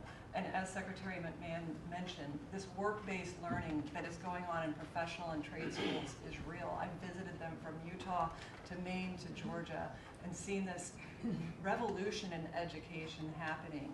So small businesses need skilled labor. Now that you solve for inflation, for the taxes, every Democrat voted for a $4 trillion tax increase on the backs of hardworking Americans. And so you prevented that. And now we've got fair trade. And thanks to Administrator Zeldin, we're seeing deregulation. I mean, this diesel exhaust fluid crushed farmers and construction and other heavy industry. So rolling that back makes a real difference for small business. And your domestic economic agenda is amplified through small businesses, which is why small business optimism is above its 53-year average, finally. And so Main Street appreciates it. What Main Street wants now is a rate cut. They feel burdened by high interest rates. They would grow higher and expand more if they could, but the interest rates are really hurting them. And finally, I want to say thank you for your executive order on debanking. We're about to announce a major investigation on debanking. It happened to you and your family. It happened to me. It happened to thousands and thousands of Americans. And unfortunately, disproportionately on those that had conservative values, on Christians, on pro-life, on 2A businesses. And so we're going to be talking to the banks about that. The SBA operates the largest government business loan program in the federal government. We have a network of 5,000 banks. So we're going to be making sure that that never happens to anyone again. Great job. You're doing a great job. Thank you very much. Christy? Well, Mr. President, first of all, thank you for the opportunity to work for you. And you committed when you ran for president to make America safe again. And today, the average family and individual that lives in this country is safer than they've been in years because of what you've done. We've got 3 months in a row now with 0 illegal aliens coming into this country. And I want to thank Pete and the Department of Defense for all of their help. They're down at the border with us still, helping us keep that border secure and make sure we know who's coming into this country. You've arrested and brought to justice hundreds of thousands of illegal aliens, of criminals that have perpetuated violence against American people.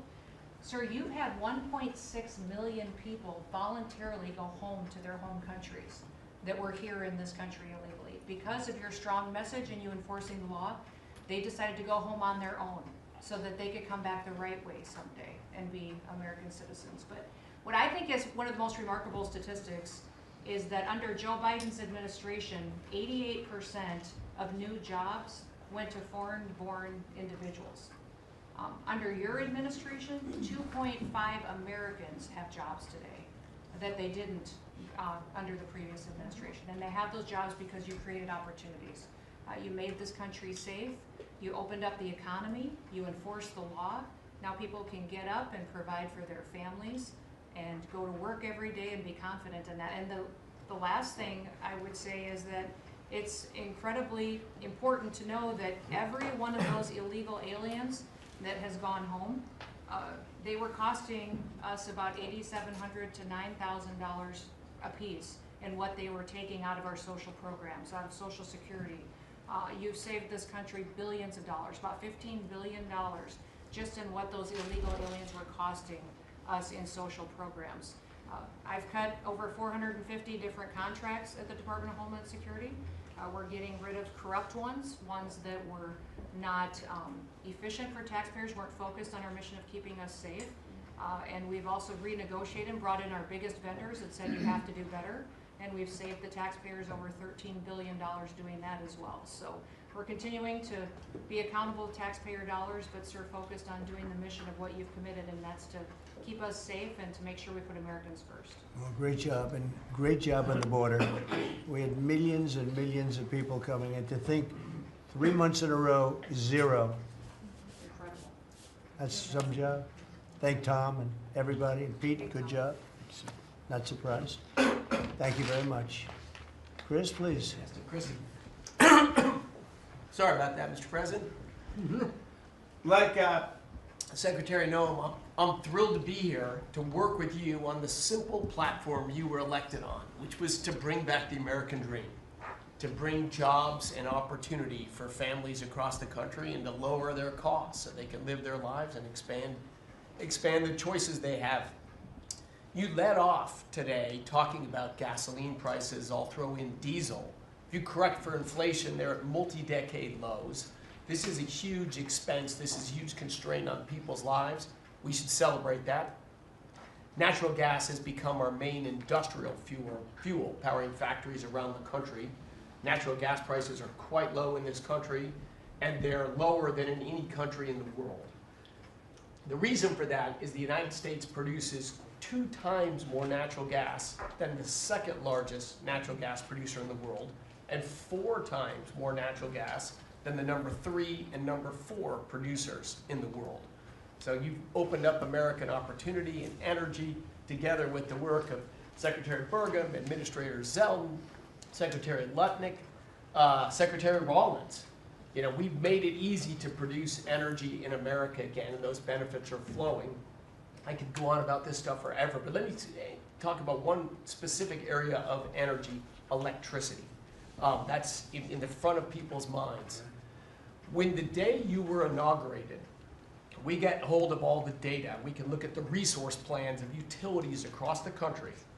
What you inherited when you arrived was a plan over the next 5 years to close 100 gigawatts of reliable electric generation. So that's 100 large power plants.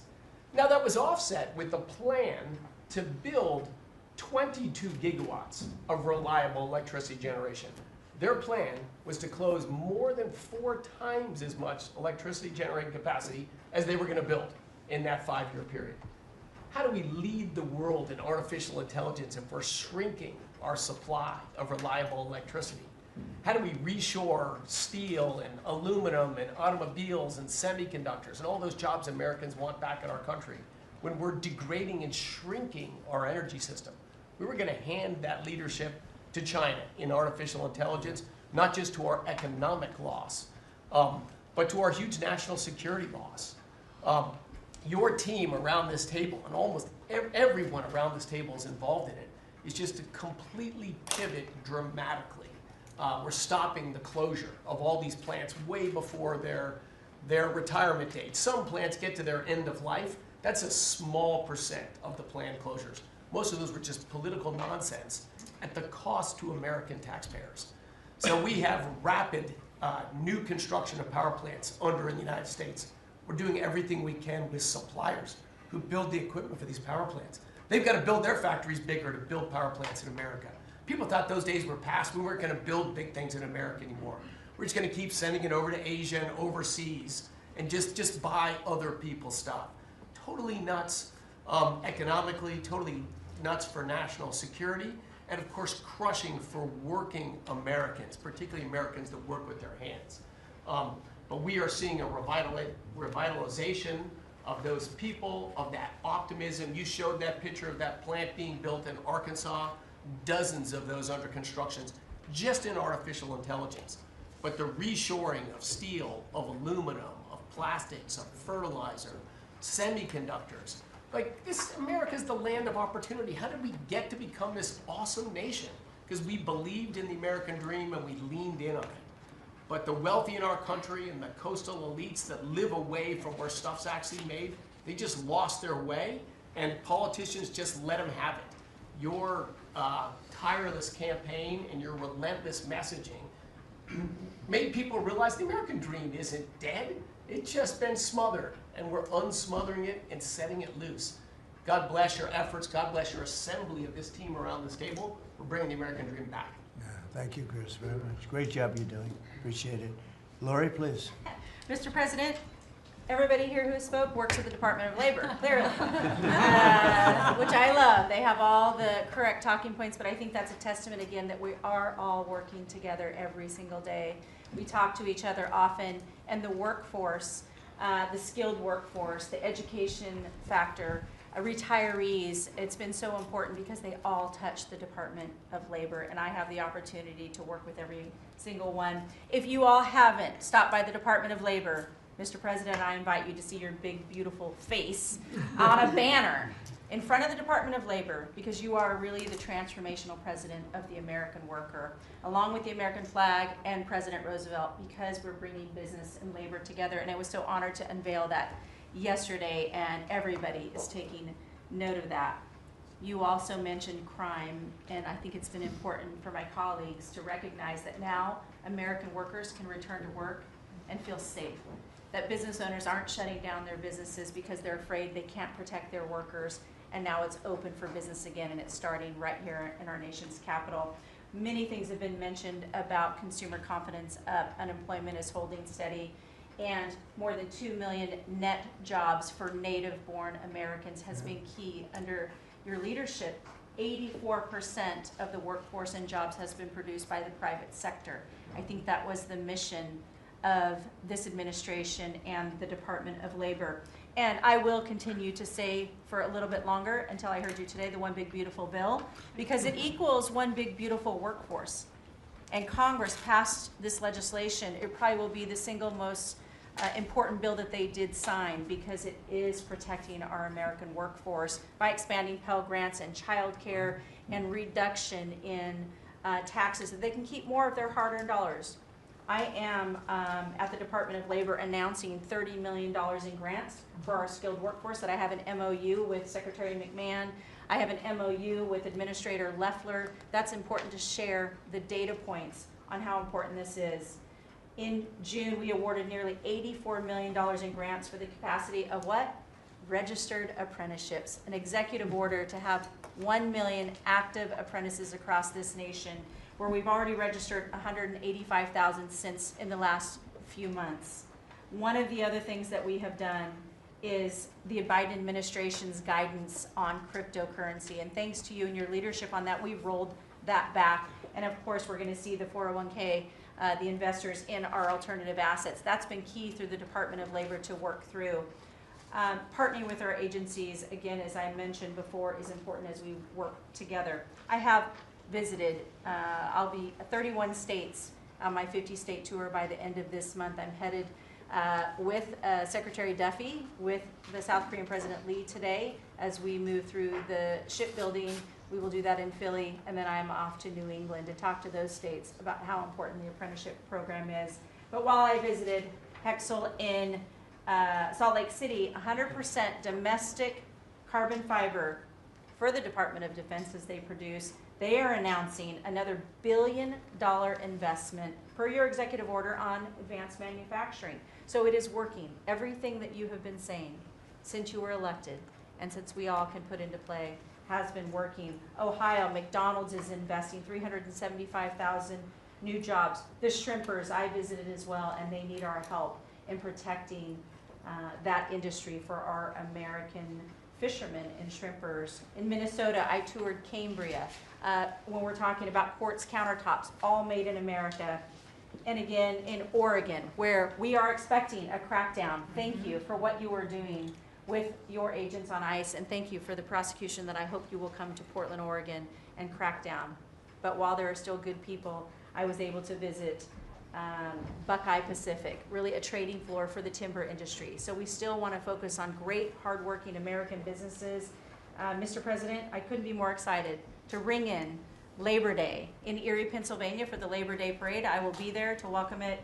It is an honor to serve this country. It is an honor to serve under your administration as the Labor Secretary, and we will kick off, and Republicans will own Labor Day again, not Democrats. We will own it because we are, and you are the president of the American worker. So thank you for everything that you've done. Thank you very much, Lori. Absolutely. You're doing a fantastic job, and I will tell you that Lori was recommended by the Teamsters. And I said, that doesn't really work, does it? And it turned out to be one of our best choices. So I just want to thank you and Sean, who, as you know, recommended you very strongly. You really turned out to be a gem. Thank you. I was able to talk to the president on the phone the other day. He called and we visited, and he said, but I know that you were, you know, a little bit middle of the road and not so sure. I said, Mr. President, I have been a Republican. He's like, what? Wait, what? Now I like you even more. So, You're doing a I great job. appreciate it. Thank you, Lori. Thank you. Thank you. Pam? President, I'm working with everyone around this table almost daily on legal issues that we're winning on. But today, because it's Labor Day, President Trump, if I could focus on public safety, not only domestic, but from our foreign adversaries. And Secretary McMahon, I know you know, kids are out of school this weekend. It's Labor Day. And Secretary Duffy, you know, our highways are going to be packed with travelers coming to not only our nation's capital, but all over this country. We're also going to have boaters, Secretary Duffy, right, on our waterways. It is illegal to be under the influence and on a boat. So get a designated boater if you're out on our waterways, whether it's the Potomac or the Gulf of America or the Pacific. Wherever you're out this weekend, people need to be safe. And on an international level, Secretary Rubio, thank you for all your help on everything we're doing, and everyone around this room. But yesterday, there was a big, big win. El Mayo pled guilty, and he was the co-founder of Sinaloa cartel with El Chapo. And there's even a Narcos Netflix series about these guys. Well, now we know the ending. He's going to die in an American prison. They are one of the worst, El Chapo and El Mayo, some of the worst narco traffickers in our world. And he will spend life in prison now. And that's so important because those guys and others throughout this country, throughout this world, have brought into our country drugs, cocaine, heroin, fentanyl, methamphetamines that's killing our kids. And we have to stop that. And that's what you've been doing not only in DC, but around the country at your leadership. And over the weekend, parents need to know, with kids out of school, with people out on our highways and on our waters, do not take a pill from anyone you know, don't know. Do not buy anything on the street. It could be laced with something toxic. We've seen so many fentanyl overdoses. And when you were here in DC, we showed you pictures of some of the drugs that had been seized right here in DC. President, they were packaged for children. Packaged for children. And people are dying from these around our country. So thank you, President Trump, for your leadership and for letting Americans know that it's now a safe place to go. But parents also have to know, college kids have to know, to be vigilant and not take this trash. Because you could be thinking you're taking a Xanax, an Adderall, anything, and it could be laced with something very lethal. So thank you, President Great Trump. message, Thank and you, you've President been Trump. fantastic this last 12 days in DC. The job you and your whole group has done is, All of us. everyone's talking about it all over the world. I hate to have to talk about that, but we have to. It's becoming a very safe place again.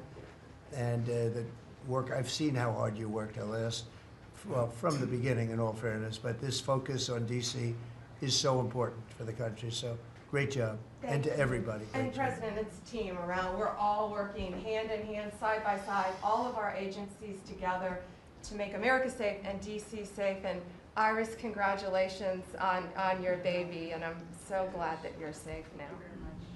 Thank you. Thank you, Pam, very much. Great. Mr. VP, would you like to say something? Yes, sir. I'll be brief, but I want to congratulate you and the entire team on all the things that have been accomplished. You'll hear about a lot of it. You've already heard some of it, but I thought it would be helpful, Mr. President, just to take stock, not just of what we've accomplished, what we will accomplish, but of the mess that we inherited, because I think it makes this first Labor Day a bigger and more special occasion. You heard, I think, Christy talk about this, that all of the net job growth under the Biden administration had gone to the foreign-born. Now that net job growth is going to American citizens who deserve opportunity in their own country. That's a great accomplishment.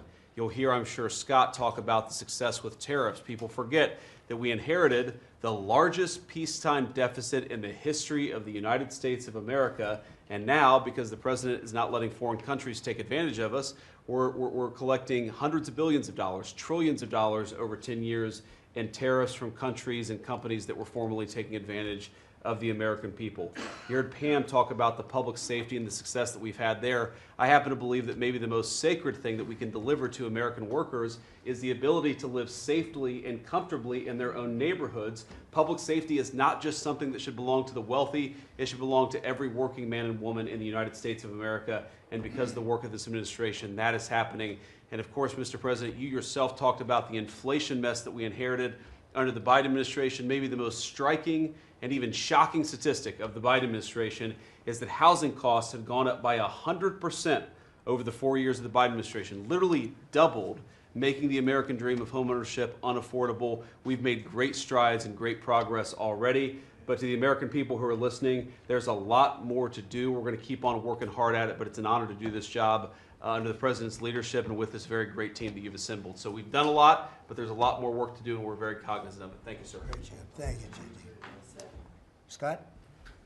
Sir, as we've said very often, economic security is national security, and our country has never been so secure thanks to you. You have brought us back from the edge. You have the overwhelming mandate from the American people. You're restoring confidence in government, a topic that is on the front of everyone's mind, the Federal Reserve. The Federal Reserve's independence comes from a political arrangement between itself and the American public. Having the public's trust is the only thing that gives it credibility, and you, sir, are restoring trust to government. You are weeding out the waste, fraud, and abuse, and the old ways of doing things are not good enough. We are seeing a blue-collar boom. In the first 7 months of your administration, real blue-collar wages have taken off. And the only other time that they've done this in the past 70 years was in your previous term. Your efforts on tax, trade, and deregulation have boosted paychecks for American workers while slowing the pace of inflation and lowering the cost of energy. Inflation has plummeted to just 1.9% since you took office, and the economy rebounded with real GDP surging 3% last quarter. The blue-collar boom coincides with a CapEx comeback. In anticipation of your one big beautiful bill becoming law, CapEx increased by American businesses by nearly 14% in the first half of this year. And as you and I talk about frequently, and as that chart or that photo attests, we are going to see, I believe, a bigger CapEx boom from here. This is just the beginning, just the beginning. You have saved this country by making it the best place in the world to do business again. Treasury is helping to implement these new provisions, as well as no tax on tips, no tax on overtime, and no tax on Social Security. This weekend, I will be meeting with workers from local restaurants to discuss the positive impacts of the pro-labor reforms on no tax on tips. And I have to tell you, thanks to you, when I go into a restaurant or stop by a hotel doorman, I am the most popular person there. And since my first job at age 9 was as a busboy getting tips, I am going to spend Labor Day going from restaurant to restaurant talking to workers who receive substantial amount of tip income. So I'll hear directly from them how your one big beautiful bill is increasing their take-home pay and making a big difference. Now, we can also talk, that is domestic. On the international front, you have leveled the international trading system whereby countries took advantage of us, and that's over. It's over. The Treasury Department is taking in record tariff revenues that I had been saying was running at a rate of $300 billion a year. You chastised me for saying that it's not, that number is too low. And as usual, you're right, that we had a substantial jump from July to August. And I think we're going to see a bigger jump from August to September. So I think we could be on our way well over $500 billion, maybe towards the $1 trillion number. This administration, your administration, has made a meaningful dent in the budget deficit. The average budget deficit during this term is 26% less than the last 12 months under Biden. And even the CBO, and we don't agree with CBO on everything, as you said, last Friday, on a summer Friday, had to admit that they believe over the next 10 years, the budget deficit will be $4 trillion lower than they had previously scored. $4 trillion. 3.3 trillion of tariff income, 700. Sir, dropped my second son off at college last week. And I wasn't planning to say this, but just listening to everybody, I wanted to put a little bit of a personal touch on this work. He started his freshman year yesterday at Texas A&M, for all my SEC friends in the room. Thank you for saving college football, by the way. We're all very grateful. The country just feels different. It just feels different. There's such a optimism and a love. There's a faith movement going through, especially with our younger Americans. And for those of us with kids in college, I know we feel it. And I experienced it firsthand last week, moving him and my other older son in as well. As we move toward Labor Day, you have made a lot of dreams come true for a lot of people, but one of my longtime dreams was for the right to recapture Labor Day. And I've been talking about this for almost 20 years and writing about it, that why are we ceding the day that we are celebrating the American worker to the Democrats? Because this is our day. Perhaps of any day of the entire year, this is our day. America was founded and fought for by fishermen and farmers and workmen and et cetera. The Genesis, the first book of the Bible, talks about the righteousness of work and the art of creation. And so to be part of this effort to represent the farmers, the ranchers, the agriculture industry at this moment in time, which I do believe we're in a revolution. 1776 was the first one, 1863 or so with Abraham Lincoln was the second. This is the third with Donald Trump leading the way. And we are saving America. And the idea that we are putting the worker, the very central component of the American dream, at the center of it is the reason that it is so. So at USDA, it continues to be my greatest honor to fight for the original American worker, whom I think the farmer is and what they represent. And as we are building new systems and new structures, as we have this year going to have the best harvest on record for our row croppers and others, what this team has done and is doing to open up those markets to ensure that these farmers can continue to return prosperity to rural America. I'll finish with this. This morning, we had a working group with 6 of our cabinet members. Bobby Kennedy representing healthcare, Linda McMahon education, Lee Zeldin deregulation, Kelly Loeffler small business, Lori Chavez Rimmer labor, and Scotty Turner housing. And how you leading the way in your vision, how that will return the golden age to rural America, to the very fabric of our country. And whether it's better hospitals, better education, more opportunity, less government, better and bigger small businesses, better opportunities for our workers, and better housing, and of course the agriculture piece of that, through the big, beautiful bill, the bill, what it did, the greatest investment in rural America in history.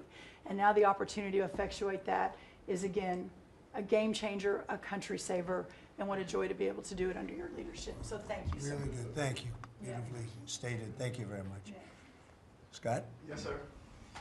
Thank you, Mr. President. I'm so grateful to be here to celebrate Labor Day with the greatest team in America. And it is football season, so I'm happy about that. But Mr. President, I want to say thank you for, as Brooke said, reclaiming Labor Day. And you've been a tremendous champion for the American worker. I come from a hard-working family, as many people around this table do. And so thank you for helping us to change the conversation. And I believe we are changing the conversation around the kitchen table. And as everybody knows, you know, my job is to steward HUD. And we have at HUD been very intentional about changing the conversation about the dignity of work and the dignity and the honor of family formation through work. And how the younger generation, when they see their parents work, how they're incentivized to work. And that, you know, America is not a welfare state, but America was built on small business. It was built on entrepreneurship. And so as it pertains to housing, we're being very focused on that, and even some that receive HUD funding to make sure, like our Section 3, when you receive HUD funding, that you are given opportunities for the most vulnerable Americans that you serve to have work, to have opportunities to work, to have work requirements. Work requirements are not a bad word. That's a great word. Time limits is a great word to incentivize people, able-bodied, able-minded people to work. And I believe that we are, under your leadership, sir, changing that conversation in America to where working is an honorable thing. And Secretary Wright talked about revitalization. Revitalization means to bring new life. And I believe we're bringing new life to America, Mr. President, through work and through all the jobs that people are doing around this table. And with the One Big Beautiful Bill, the most extensive tax break in American history, opportunity zones are now made permanent. And you know how passionate I am, and you are too, sir, about opportunity zones. And so this will allow us to continue to build affordable housing around our country. And Mr. Vice President, I'm coming your way. I'm coming to Columbus later this week and to see how we can continue to build affordable housing in our country with opportunity zones. And you know, 1 million people, Mr. President, were lifted out of poverty because of opportunity zones. $90 billion of private money was invested in opportunity zones, urban, tribal, and rural. And now that they've been made permanent, we're looking for millions more to be lifted out of poverty, $100 billion to be invested, hundreds of thousands of jobs to be created, hundreds of thousands of units of housing to come online. And so, sir, I sit here very excited about the future of this country. I'm very proud to be at this table, humbled to do so. And HUD, we're on a good path. So thank you for all your support and helping us, sir. Thank you very much. God bless you. And I want to give credit to Tim Scott, great senator from a place called South Carolina that we love, right? And Tim really came up with opportunity zones, and we did a good job of working with him, and together we created something that nobody speaks of very much, but it's probably the most successful thing that's ever been done of its kind. It's been amazing. So Tim Scott deserves a lot of credit for that. Thank you. Thank you. So Russell, go ahead. Thank you, Mr. President. And I get the opportunity to go hand by hand with all of these people as they move their deregs through the Office of Management and Budget.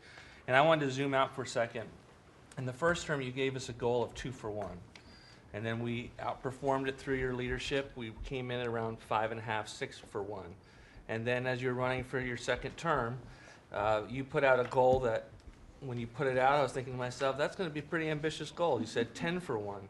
Well, where we are right now, in just 1 month, in 1 year, basically 8 months, we are at 245 deregulatory initiatives planned by these agencies. That comes out to 30 for 1. So we are making incredible strides, and you know, as you're focused on the details of each one, I mean, these aren't small things. Endangerment finding is one of the most deregulatory things we've in the history of this country. NEPA reform, incredibly deregulatory. WOTUS just came in, which is Waters of the United States. So every single one of these agencies is doing incredible work when it comes to deregulatory, and when you add that to the work being done to get us going on energy, reduce spending, we're going to lower costs for the American people, we're going to be able to have innovative jobs and get them back to work. So thank you for your leadership, Mr. President. Thank you. Great job, Russell. Appreciate it. John, central casting, I call him. He's central. Well, Mr. President, I'm grateful to be with everyone today, and as we're talking about jobs and workforce at CIA, consistent with your directives to all of us, we've embraced your mantra for a leaner, more effective, more efficient workforce.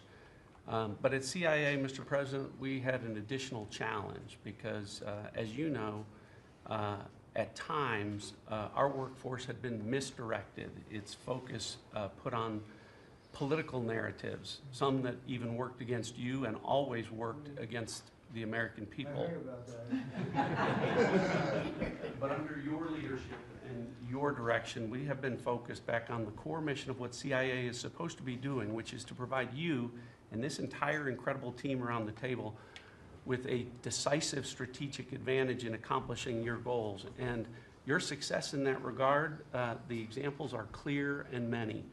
With regard to Iran, everyone knows that our DoD partners executed that mission flawlessly. But flawless military operations are subject to flawless intelligence. And as you know, Mr. President, CIA was the backbone in terms of its intelligence operations in providing that flawless execution that allowed you and your team to obliterate Iranian nuclear facilities and set back a nuclear program by years. Likewise, with regard to your ability to prevent and to preempt wars between India and Pakistan, between Armenia and Azerbaijan, between Rwanda and the Democratic Republic of Congo. In all those cases, CIA intelligence supported you and your entire team in making that possible. It's not just you, it's the folks around this table, Secretary Besson, Secretary Lucknick, Trade Representative Greer, and their great successful negotiations on trade and tariffs, again, was a CIA workforce working to enable them to accomplish your goals. So as we roll into Labor Day, I tell you that the CIA workforce at the Trump CIA is grateful to be focused on what it's supposed to be, which is helping you prevent and end wars and to make America safer. Thank you very much. You've been really fantastic, but I'm not surprised. I've known John a long time. I'm not surprised at all. Thank you very much. Steve, please. Mr. President, working for this government, for you, is the greatest honor of my life. I tell it to everybody, and I really do feel that way, and I thank you, because it's a privilege to go out there and represent you in your humanitarian effort, in your goals of solving conflicts all over the world. I think there were actually more than 7 conflicts that you've put to bed in the last 8 months. And I hear these, I travel all over the world. In Hostage Square, they talk about you reverentially. It's really quite amazing. I sometimes wish that I had a cam recorder with me and I could put you right there as I listen to it. I was in Gaza, the first American diplomat, on your behalf, and as we delivered food and aid pursuant to your new aid initiative, pushed forth by your great Secretary of State, Marco Rubio, who it is a privilege for me to work alongside. The people were applauding you. The signs were up. I mean, these are people who I just don't think you get the proper credit for it all. We are negotiating multiple entries into the Abraham Peace Accords because of your vision. Azerbaijan, all these different conflicts that we're out there on your behalf on, these are people who have never really seen the world change in this way. Peace through strength really, really works. Russia, Ukraine, Iran, Israel, Hamas, we're having meetings all this week on all 3 of those conflicts, and we hope to settle them before the end of this year. Your team is nothing short of incredible. And there's only one thing I wish for, that noble committee finally gets its act together and realizes that you are the single finest candidate since the this Nobel Award was ever talked about to receive that reward. Beyond your success is game-changing out in the world today. And I hope everybody one day wakes up and realizes that.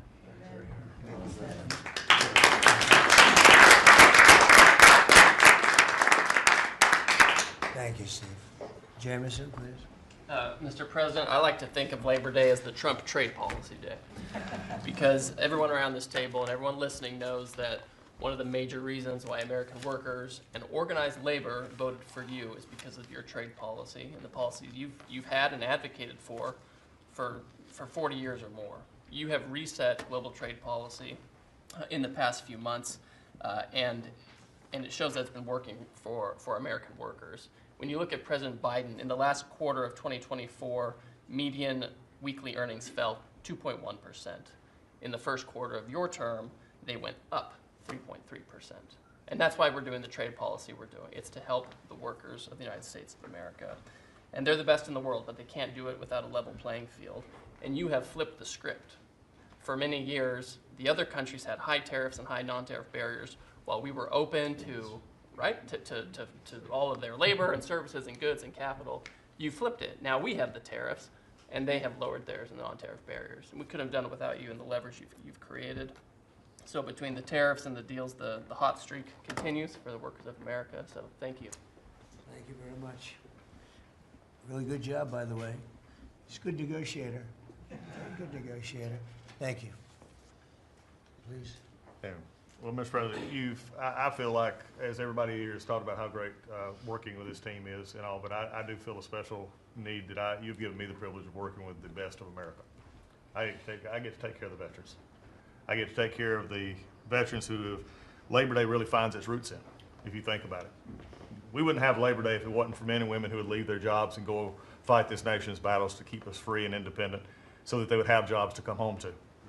And over the past few years, they've been coming home to many times a government that was keeping them back, holding them back, taxing them, regulating them. And now we have veterans who represent the bill, the big, beautiful bill, they're the beneficiaries of. And I get to see them all the time because they're receiving the benefit because they see the jobs, they see the care that they're being given.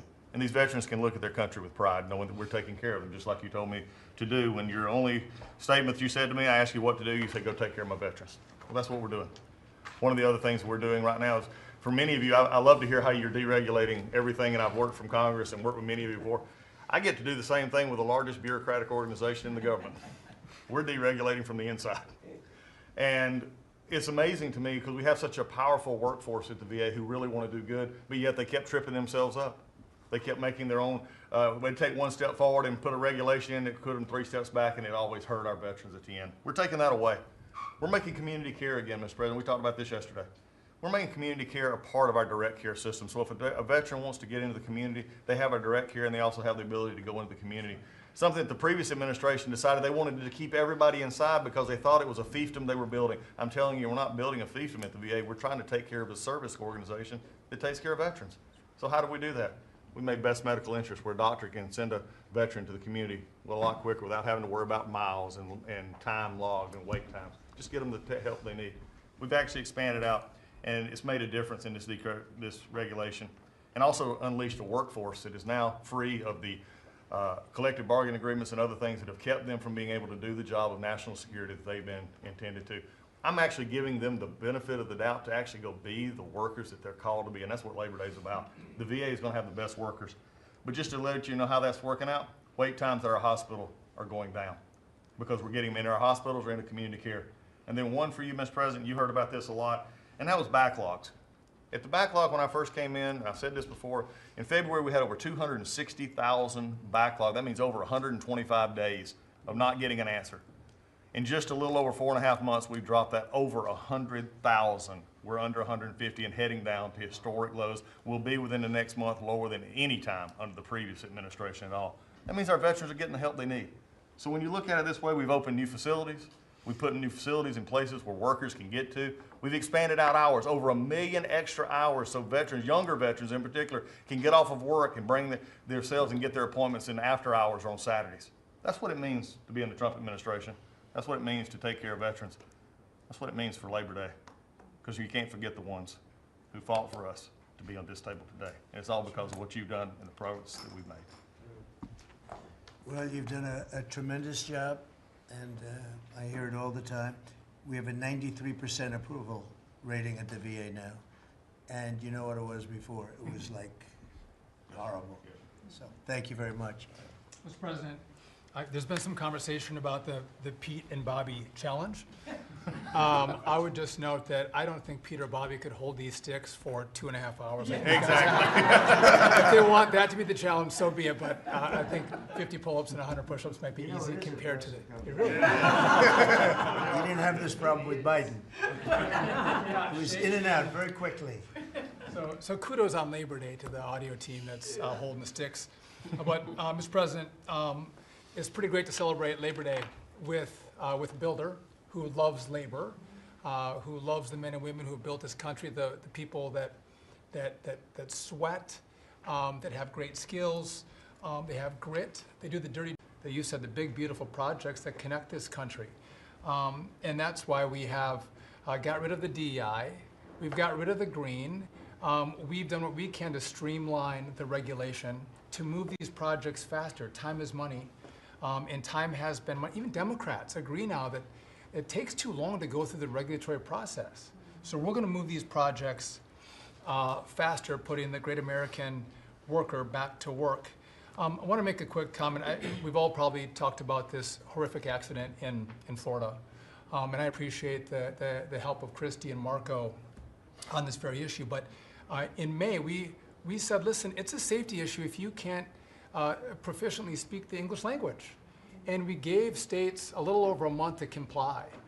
And Washington, California, and New Mexico have refused to comply. And by the way, this individual in Florida received a CDL from Washington, from California, and received a speeding ticket after our rule went into place, and they didn't stop him. And had they taken him out of service, he wouldn't have been in Florida, and we would have 3 beautiful people alive today.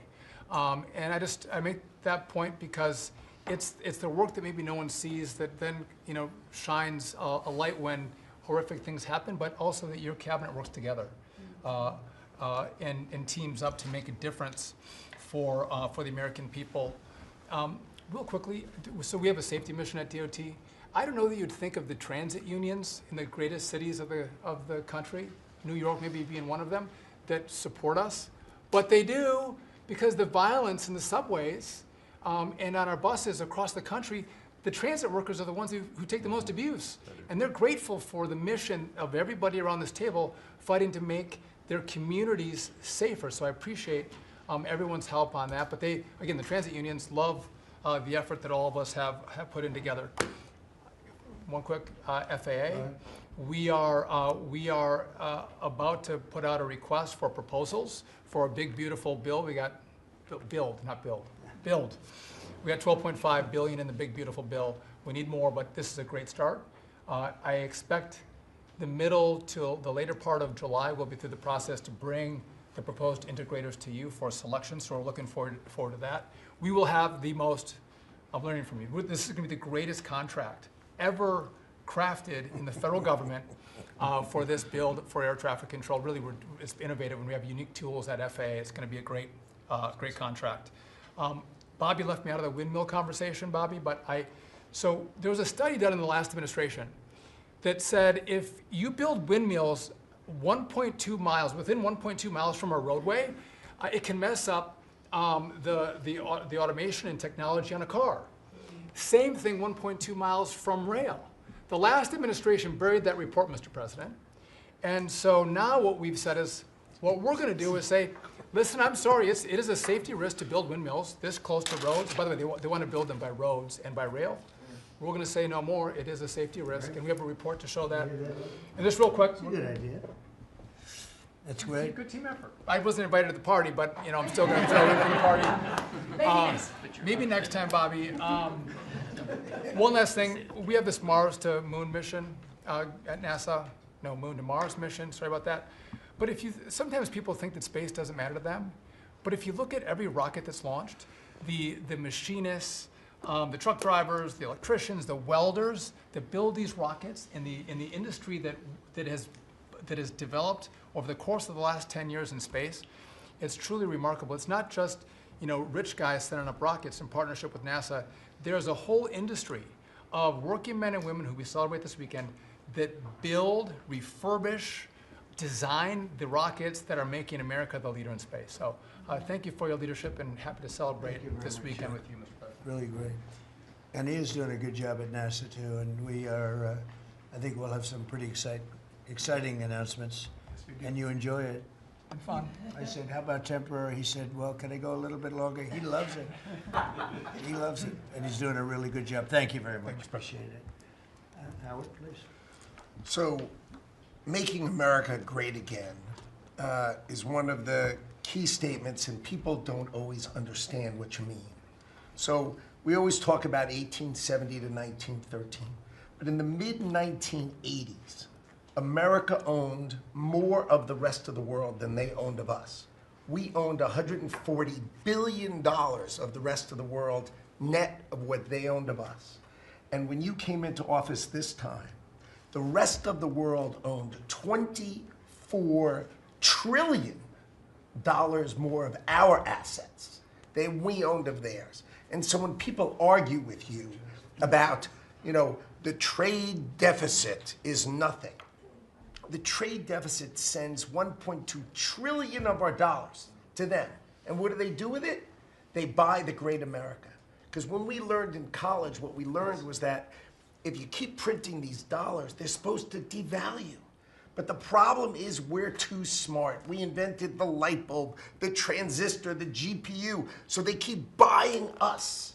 And the only president ever to understand that, and you understood it in the 80s and the 90s, and I used to see you on TV and you'd say, God, what are these people doing? And finally we've changed it. So let's go over what we changed. So Japan and Korea, they're never gonna open their markets to us. So we've negotiated $900 billion that they're giving you to invest in national and economic security in America. The European Union, the second largest economy, $20 trillion. And all the experts said you'd never get a deal done with them. And watching you in Scotland was my favorite thing, right? 15%, they'll pay us 15%, and we will pay zero. So we can export to their $20 trillion economy, and they can pay to come to the great American consumer, right? So, a couple of other things. 4 days before you took office, the Commerce Department, which had the CHIPS money, they set up this thing called NatCast, which was a make-believe not-for-profit. And they signed contracts to wire them $7.4 billion. This was just nonsense. So we stopped the payment. We've got the money. It's an illegal thing to try to set up a department that's not the Department of Commerce, that kind of acts like the Department of Commerce. And what was it filled with? All these people who work for the Biden administration. I mean, it's exact corruption that you talk about. $7.4 billion now clawed back. Last week was the most fun. In 1 week, Intel came in, right? The Biden administration had given $11 billion to Intel, given it to them, done. Corporate just gift. And you turn that into really, it was like less than 5 minutes of conversation, and Intel agreed to give us 10% of their company, which of course was worth $11 billion. So it's not socialism. This is capitalism. If you give someone $11 billion, who's just building in America, they're not doing something special, they're building in America. And their CEO told the president he didn't need the grant. And you said, well, then why don't we get something for it? So it's amazing. You're going to watch semiconductors come home, right? We don't produce semiconductors. We've got $165 billion for TSMC, but you're going to watch the whole ecosystem come home because Donald Trump is the only president who understands the magnet to make them come home is one word, which used to be a favorite word. Now it's dropped to number 4, which is tariffs, right? Tariffs are going to bring semiconductors home. They are going to empower Bobby to execute MFN. Tariffs are going to be one of those tools that he's going to use to do that. We're going to do it for furniture. We're getting autos. We got steel, aluminum. I mean, it has been a blast, a blast. So 2 more things. The Department of Commerce is going to start issuing its statistics on the blockchain because you are the crypto president, and we are going to put out GDP on the blockchain so people can use the blockchain for data distribution, and then we're going to make that available to the entire government so all of you can do it. We're just ironing out all the details so we can do it. Patents. We have given tens, if not hundreds of billions of dollars to universities for them to do research, and they invent things. And you know who owns those patents? The universities.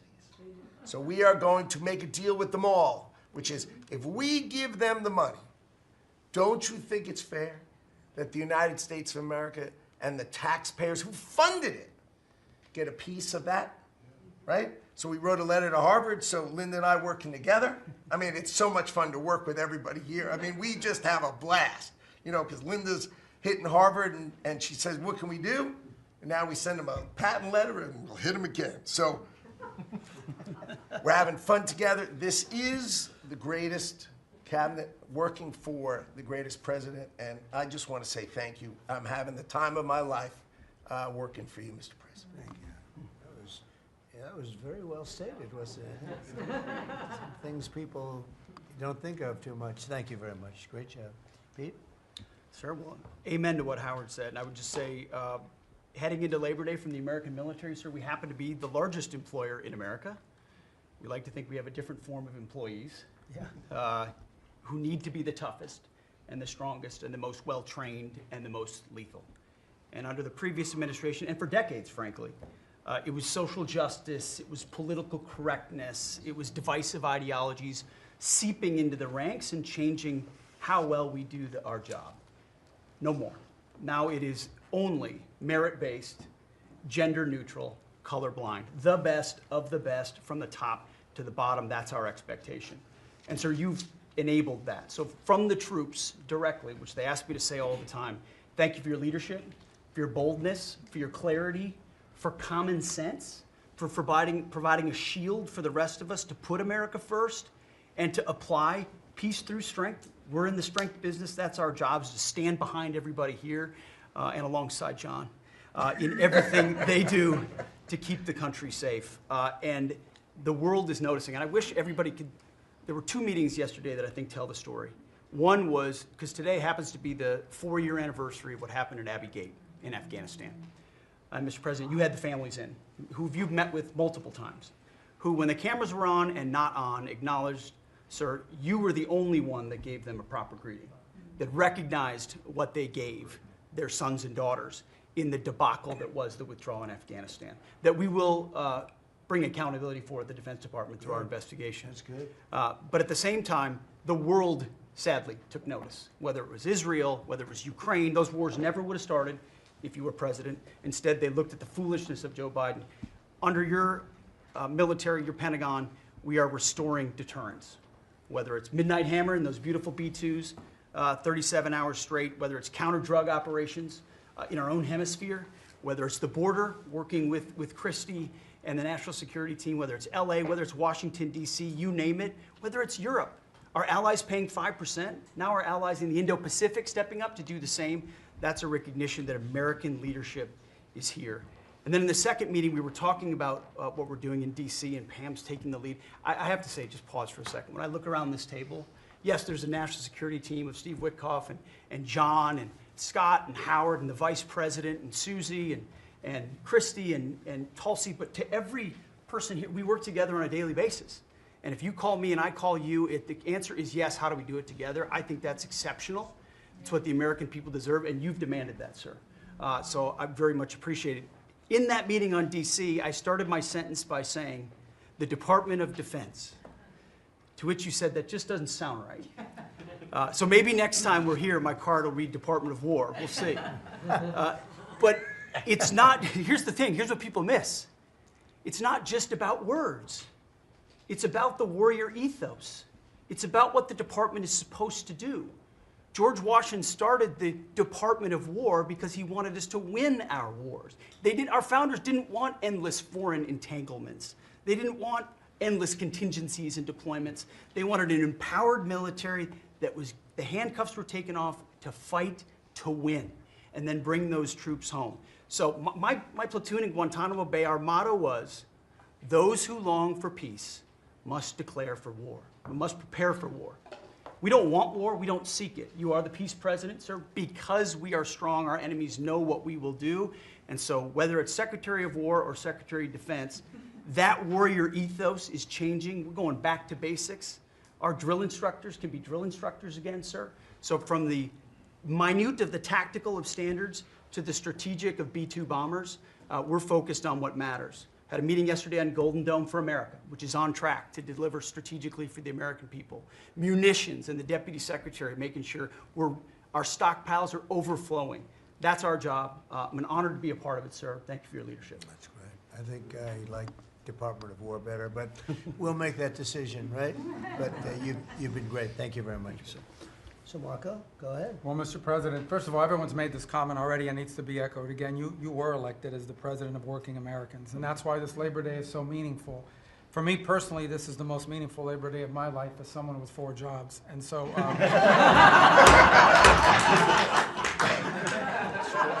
It's true. And, but on the point of, you made it very clear from the outset, even in foreign policy, everything we did has to be pro-American. It has to make America stronger or safer or more prosperous.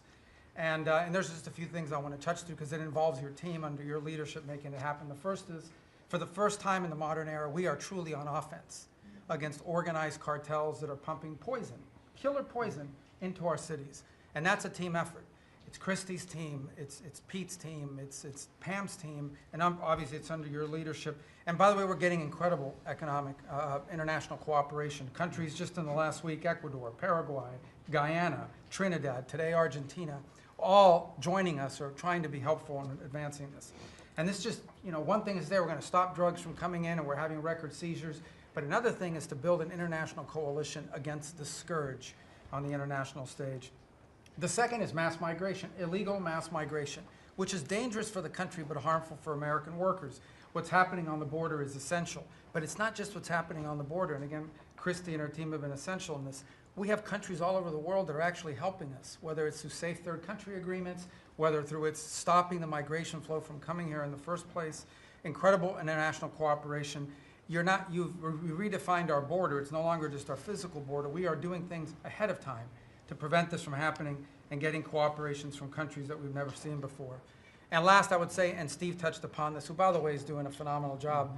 Steve is both a great negotiator and he's also a nice guy, which are two tough things to pull off together. But it's incredible. But we both work for the peacemaker in chief. Think about it, how fortunate we are as Americans to have a president who's made peace a priority.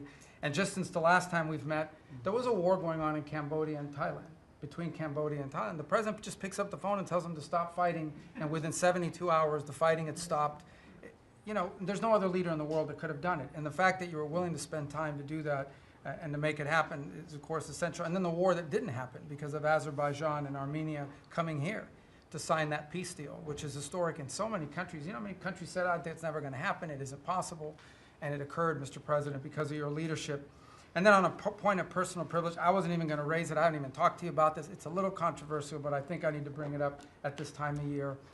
This thing about people getting married on Saturdays during college football season is a scourge, Mr. President. It's dividing families. And I don't know if we can have an executive order on this. It's insane. But it's really difficult. There's 7 other months of the year that people can get married, so I just wanted to say that because it's very, very difficult. Thank you. Fantastic. Thank you very much. Doug, please. Well, Mr. President, you've heard from around the table how people are grateful to have an opportunity to be part of this team, have an opportunity to work for you, and have an opportunity to serve the American people. And I would say as we head into this Labor Day, the thing that really differentiates you and your leadership and everybody around this table is one word, and that's respect. Because this is a group of people that respect our farmers and ranchers. We respect the people that are in law enforcement. That's a huge change. Respecting the people that are in uniform, respecting our veterans, respecting our shrimp fishermen. I mean, whoever it is in this country, people that are building our roads. This whole group embodies that sense of respect. And when we start with that, then who benefits? We come up with policies that help those people. And what have you done? You've led an opportunity for us to have the lower taxes, way lower deregulation, record amounts of investment that's coming into this country. We're going to be seeing lower interest rates. All of those things coming together is a gift to the working people. The policies are lifting everybody up. There's 140 million Americans that get up and go every day and drive to work. They commute. And one of the most obscene things of the prior administration was their energy policies was creating a hidden tax on those people. The poorer you were, usually the further you had to drive because you couldn't afford the housing if you were working at a hotel, if you were working in a service industry. We were taxing them. A hidden tax on them was the high cost of energy. You're perhaps one of the only leaders in the world that understood the connection between peace abroad and prosperity at home was directly connected to energy policy. You came in and said, we're going to sell energy to our friends and allies. We're going to bring prosperity at home through policies here by having lower energy prices. And we're going to stop funding wars abroad with energy policies that help their adversaries and hurt us. You said we're going to sell energy to our friends and allies. And with the work that Jameson and Howard and Scott and everyone has done on these trade deals, we're going to have an opportunity to have a renaissance in American energy, selling energy to the world, which is going to help bring peace abroad. But the real key thing, in closing, I want to say is 2 things. One has to do with the U.S. Park Police. That's the group here in Washington, D.C. that are the oldest uniform law enforcement group in the nation. you coming out and visiting with them in person before they went out on the surge. Not only are carjackings down, muggings down, homicides down, everything down, morale is through the roof. Just like Pete saw, we've got record people signing up to want to be part of our military. You have breathed life back into the profession of law enforcement. Your respect for law enforcement is so incredible. It's making a difference. And then us giving them the tools. On a lighter note for everybody here, one of the rules that under President Trump we were able to change for the U.S. Park Police was they could do a pursuit. I was shocked to find out when we were talking to them, like, oh, you pull somebody over and they just drive away and you can't pursue them? I mean, like, and they said, no, we can't. They said, all rules. We got that rule changed in 24 hours because of President Trump's leadership. The next night, they had so much fun. They pulled people over. They started to take off. They chased them. They stopped them. And then the bad guys, some of these were in cars that had stolen plates. So they take the plate off. They steal them off somebody else's car. They know it. The plate doesn't match. They know they're doing this thing. The bad guys in the car said, what, you're not supposed to chase us. Like, you're breaking the rules. The bad guys are telling us to bring them. No, we're back in action. So it's like, and so the morale is high. They all wanted to say thank you to you. Yesterday, you announced increasing the number of U.S. Park Police that we're going to hire. This is the group that protects not only our sacred monuments of democracy here, but also the Statue of Liberty and the Golden Gate. This is a great group, but on behalf of all law enforcement, we say thank you. And as Chris Wright was talking about electricity, I want to close with that.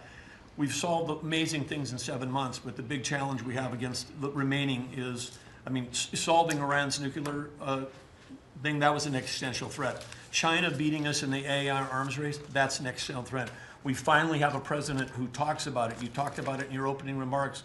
You've signed executive orders. You understand that essentially we used to say hundreds of years ago, people started saying that knowledge is power. But now, for the first time in history, we can take electricity and we can convert it into intelligence. So it's flipped. It's no longer knowledge is power. Power is also knowledge. And while we're ahead on the technology, we're way behind China on the amount of electricity they're bringing online. And your strong position to support affordable, reliable energy using our nation's resources, including those across the Department of Interior, bringing back coal mining, bringing back mining, bringing back timber. All the industries that have been killed in this country are coming back to life because of you. And with your leadership, we have a chance to not only win the AI arms race, but actually dominate it the way we're dominating in other things. So thank you, Mr. President. Thank you very much. And we're leading that race right now by a lot. And we're going to keep the electricity coming. You know, in China, they do it very quickly. They have one person that says, do it, and that's it. But essentially, we have one person that says, do it. And we've given that order, and the job they've done has been amazing. And I want to thank again, Lee, what you're doing in that regard is so important. And the rapidity, just as fast as them, because it's a question of a week versus a day, and that's not going to make the difference. But you've done fantastically, and Doug and Chris, amazing job. So we've done this for a little while now. I don't think you've ever seen anything like it, and you know, I think Sean was right. These guys that are holding these up, if you ever try holding your hand out for 2 hours, that's a long time. These are pretty strong characters. You've been doing that a long time, I guess. Congratulations. Are you getting tired? Are you getting tired? I'm looking at these guys. They look like they have no problem. It's amazing, actually. It's, I think they would have beaten you guys in the test. So I want to thank you. If you want, you know, it's been a long time. If you want, we could go in and we can call it a day. And feel free then to ask some of the questions here.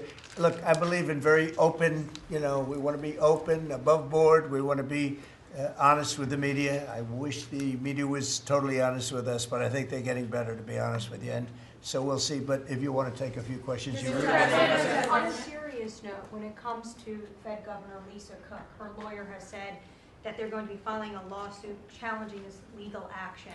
What is your response? Are you prepared for a legal fight? And then a little bit more. Oh, sure. Always. You always have legal fights. Look, I had a legal fight that went on for years with crooked people, with very horrible people, people that have been found out now between John Ratcliffe and Tulsi and Pam. And I mean, the things that we found out, of course, it's a very, very sad group of people. But no, she seems to have had an infraction, and she can't have an infraction, and especially that infraction because she's in charge of, if you think about it, mortgages, and we need people that are 100% above board, and it doesn't seem like she was. Yeah, please. Mr. President, first, I would love to ask you a serious question, but I have to tell you the biggest pop culture news of the year broke while we were in this cabinet meeting. Travis Kelce and Taylor Swift are engaged, and the world wants your reaction, sir. Well, I wish him a lot of luck. Oh. No, I think he's a great player. I think he's a great guy, and I think that she's a terrific person. So I wish them a lot of luck. On a serious note, Mr. President, in May, Secretary Rubio said that they were aggressively removing visas of Chinese students. Yesterday, you said you wanted to allow 600,000 Chinese students to study in the United States. Could you and the Secretary clarify what is the policy on Chinese students in the United States of America? Well, we think we're getting along very well with China. And I'm getting along very well with President Xi. I think it's very insulting to say students can't come here because they'll go out and they'll start building schools and they'll be able to survive it. But I like that their students come here. I like that other countries' students come here. And you know what would happen if they didn't? Our college system would go to hell very quickly. You'd have, and it wouldn't be the top colleges. It would be colleges that struggle on the bottom. And you take out 300,000 or 600,000 students out of the system. I like having, and I told this to President Xi, that we're honored to have their students here. Now, with that, we check and we're careful and we see who's there, and Marco wants that. We spoke, we're in the same position. But we have a tremendous college system, the best in the world, nobody even close. That's why China sends them here. And you can call it an industry if you want, but you're talking about millions of people. And I'm honored to have the students from China come here. And we're just getting along very well with China. And it's a different relationship than we had for years, where they took hundreds of billions of dollars, just sucked it right out of our country. They respect us again. I respect them. The relationship is very good. I think it's important that these are two very major powers, nuclear powers at that, but two very important powers. You know, when I get along with Putin, when I get along with President Xi, when I get along with these people, that's a good thing, not a bad thing. We're tough and we're smart and we're strong. We get along. It's a lot better than not getting along. You had somebody in here before. The war should have never started with Ukraine and Russia. It would have never started. And Putin said that himself. President Putin said that himself. So we want to see college students come in from countries. There are some countries that we can't necessarily say that. These are places that have ideologies that we can't live with. So there are some areas, some countries that we can't say that. But we're honored to have the students come here. Please. Yeah, please. Yesterday you said that within 2 to 3 weeks we have a pretty good conclusive end to the war in Gaza. What did you mean by that? And could you tell us? On what? In the war in Gaza. Yeah, what about it? You said in 2 to 3 weeks we would have a conclusive end, a pretty good conclusive. There's no conclusive. It's been going on for a long time. You're talking about, I guess if you really add it up, Steve, you're talking about thousands of years, okay? It's been going on there's nothing conclusive, but hopefully we're going to have things solved very quickly with regard to Gaza and also with regard to Ukraine and Russia. Mr. President, who are you considering for the replacement to nominate for Lisa Cook, and what economic background or history are you? Well, we have some very good people for that position, and I think we have some very good people. We're down to, I think I maybe in my own mind have somebody that I like, but I deal with Scott and I deal with Howard, and we're dealing with a lot of people actually that are going to be involved in that decision ultimately. It's a very important decision. As we see, I got a bad recommendation when I went with Jerome Too Late. It's just, he's too late. His nickname is Too Late, costing us a lot of money, hurting the housing. Our housing industry is good, but it could be phenomenal. Most of this country, in economic terms, has been phenomenal. We've never seen anything like it. Because of him and his high interest rates, the housing is less than it could be. We're going to get that straightened out very quickly. He gets out very quickly, fortunately. He's been the wrong guy. Not a bad person, I don't think, but I do think he has motives, by the way, but I don't consider him. I've dealt with worse. but he hasn't done the job. The recommendation from a certain person was not a great recommendation. That person vouched for him, but we're doing a very careful study. We'll see what happens. Look, we just put a very good man in one position. We might switch him to the other. It's a longer term and pick somebody else, but we're very happy with the person we have in there. And we'll have a majority very shortly, so that'll be great. Once we have a majority, housing is going to swing and it's going to be great. People are paying too high an interest rate. That's the only problem with housing. We have to get the rates down a little bit. And when we do, it's going to be a tremendous difference. The country is doing so well. It sort of blows through the fact that we have a man who's too late and not doing a very good job. Please, in blue. Mr. President, regarding crime in D.C., something that might help especially ladies is being able to carry. I know you've talked about reciprocal carry. Would you like for that to apply here in Washington, D.C.? When you say carry, I assume you're talking about carry what we're talking Concealed about, right? or, yeah. In other words, carry a gun. Is that right? Would you like to carry a gun? I would like to, yes, sir. You'd feel a hell of a lot better, right? I absolutely would. I agree with you 100%, okay? Okay, great. But I'll tell you, within another couple of weeks, it's hard to believe what's been accomplished in 12 days, but within another couple of weeks, you won't have to carry. You're not going to have to carry. You're going to be safe. People are safe now. The turn has gone fast. I knew it was going to go fast, but this turn has gone really fast. And within a month or two, this is going to be one of the safest places in the country. I have no doubt about it. And we'll do an extension. We'll work with Congress, or I could declare an emergency, but I don't think that's going to be necessary. We'll work with Congress. We're going to be working with Congress. I spoke with our great speaker, and I will be speaking to John Thune, and we're getting tremendous support from Congress, especially maybe here. Everybody wants to see our capital be great. You could say be great again. You know, it's such a beautiful place, but if you have crime, nothing looks beautiful. So, but you won't need to carry a gun, but if you do, Well, I would like to have the option, just in case. well, a lot of Sir, people feel that. Also in other blue cities, you've got Karen Bass in Los Angeles, Brandon Johnson in Chicago. It seems to be very popular here, the fact that people can walk around, go to restaurants, shop, not Yeah. have to worry about their safety. If blue city mayors oppose those efforts in their cities, do you anticipate that Democrat voters are going to take it out on them at the I think so. I think that crime is going to be a big thing. And we are the party, the Republicans are the party that wants to stop crime. We're against crime. The Democrats like crime. I don't know why. I mean, we talk about common sense. I think I got elected on talking about common sense. The border, we have to have a wall. We don't want transgender for everybody. We don't, as I said before, we don't want to have men playing in women's sports. I mean, you see the difference. Weightlifting. Take a look at weightlifting. Take a look at long distance running, where a runner came in 5 hours and 14 minutes ahead of another runner, both champions. One male, one female. It's not fair. It's demeaning to women. It's so bad. But they have another one, and I think this is the beauty of them all. Crime. They're against crime prevention. You can't do that. You can't do that. And I think to myself, I say, is there some game? You know, they're smart people. Is there anybody that could cheat like that in elections is smart, okay? And there's never been in history anybody that could cheat like that. They're smart. They're brilliant in many ways. I say, is there some trick to this? When they say, Trump is in Washington, D.C., stopping crime. He's a dictator. And people are being mugged like your brilliant associate here. I don't know how you're alive. I mean, based on that story, you got very lucky. He didn't just go, all he had to do is this, right? And, you know, it's pretty amazing. So we have something.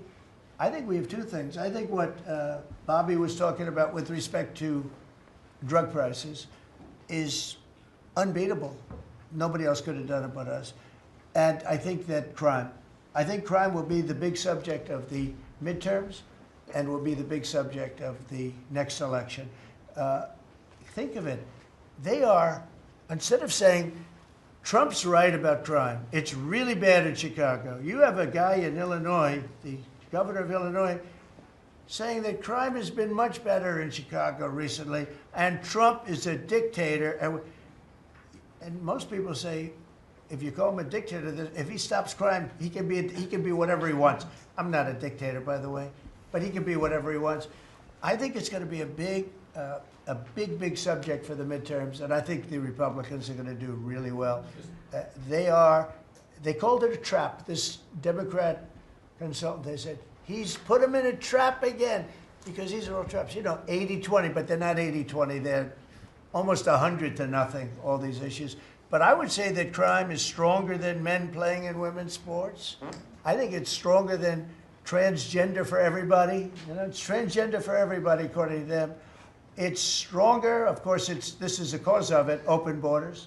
Open borders gave us a lot of this crime. So, you know, so they're sort of on an equal footing, I guess.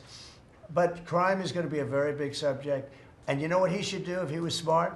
Illinois or New York, if they want, or Gavin Newsom, they should call me and they should say, you know, we've got a problem.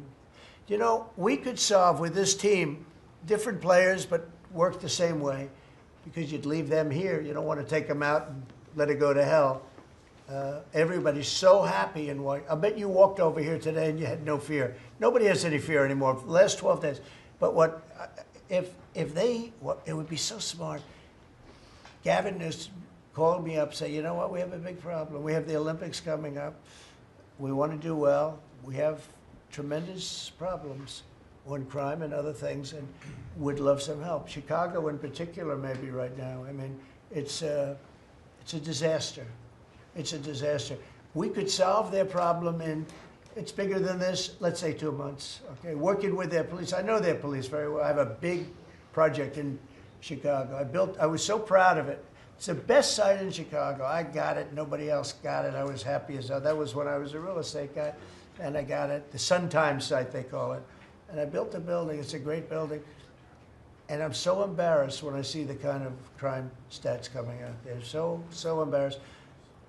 And if I were a governor, a Democrat governor, or mayor, or anybody having to do, I'd call up President Trump. I'd say, President Trump, we need your help. We saw what you've done in D.C. in a period of 12 days. This is 12 days. We haven't even started. This is going to be so safe. It's going to be the safest place on earth. And we'll do the same thing in Chicago. But I'd like to be asked, as opposed to just going in and doing it. Because, you know, when you go in and do it, then they start screaming, oh, he shouldn't be here. We don't need him. We're doing so well. And then the better we do, they take credit for it. So it's really pretty unfair. Mr. President, Yes, go on ahead. crime, for a lot of victims like myself, a big concern is long-term sustainability. Can you share with the American public about your plan in ensuring that DC is safe in the long term? Longer term, yeah. Well, it's a great question. Number one, we want to stay there for longer than 30 days, as you know. We have an absolute mandate, and I can extend it, but I'd rather not have to declare a national emergency, because by that time, I mean, right now there's not an emergency. We've done, as you sort of said yourself, it feels like a different world. We've got under arrest and prosecution, and we've taken some, and we're in the process of taking hundreds out of our country that shouldn't be here. And these are hardcore professional criminals. They were born to be criminals, in my opinion, but they're seriously bad people. Murderers, drug dealers, you know them all. You see them all as you walk beautifully to work, and every once in a while somebody puts a gun to your head, because that's what happened in your case. We're getting a lot of them out of the country. We're putting a lot of them in prison because we're afraid to bring them out of the country. They could come back. You know, as good as we're doing, they could come back. We don't want them back. And that's going to solve a lot of it. We also think there should be a presence here for long enough. We should also work with our police department, because you have very good police here, very good. We're working very well with them, by the way. And we have to work together for a while. We have some people that are very tough and very strong. Working with the police, they're going to be able to handle it.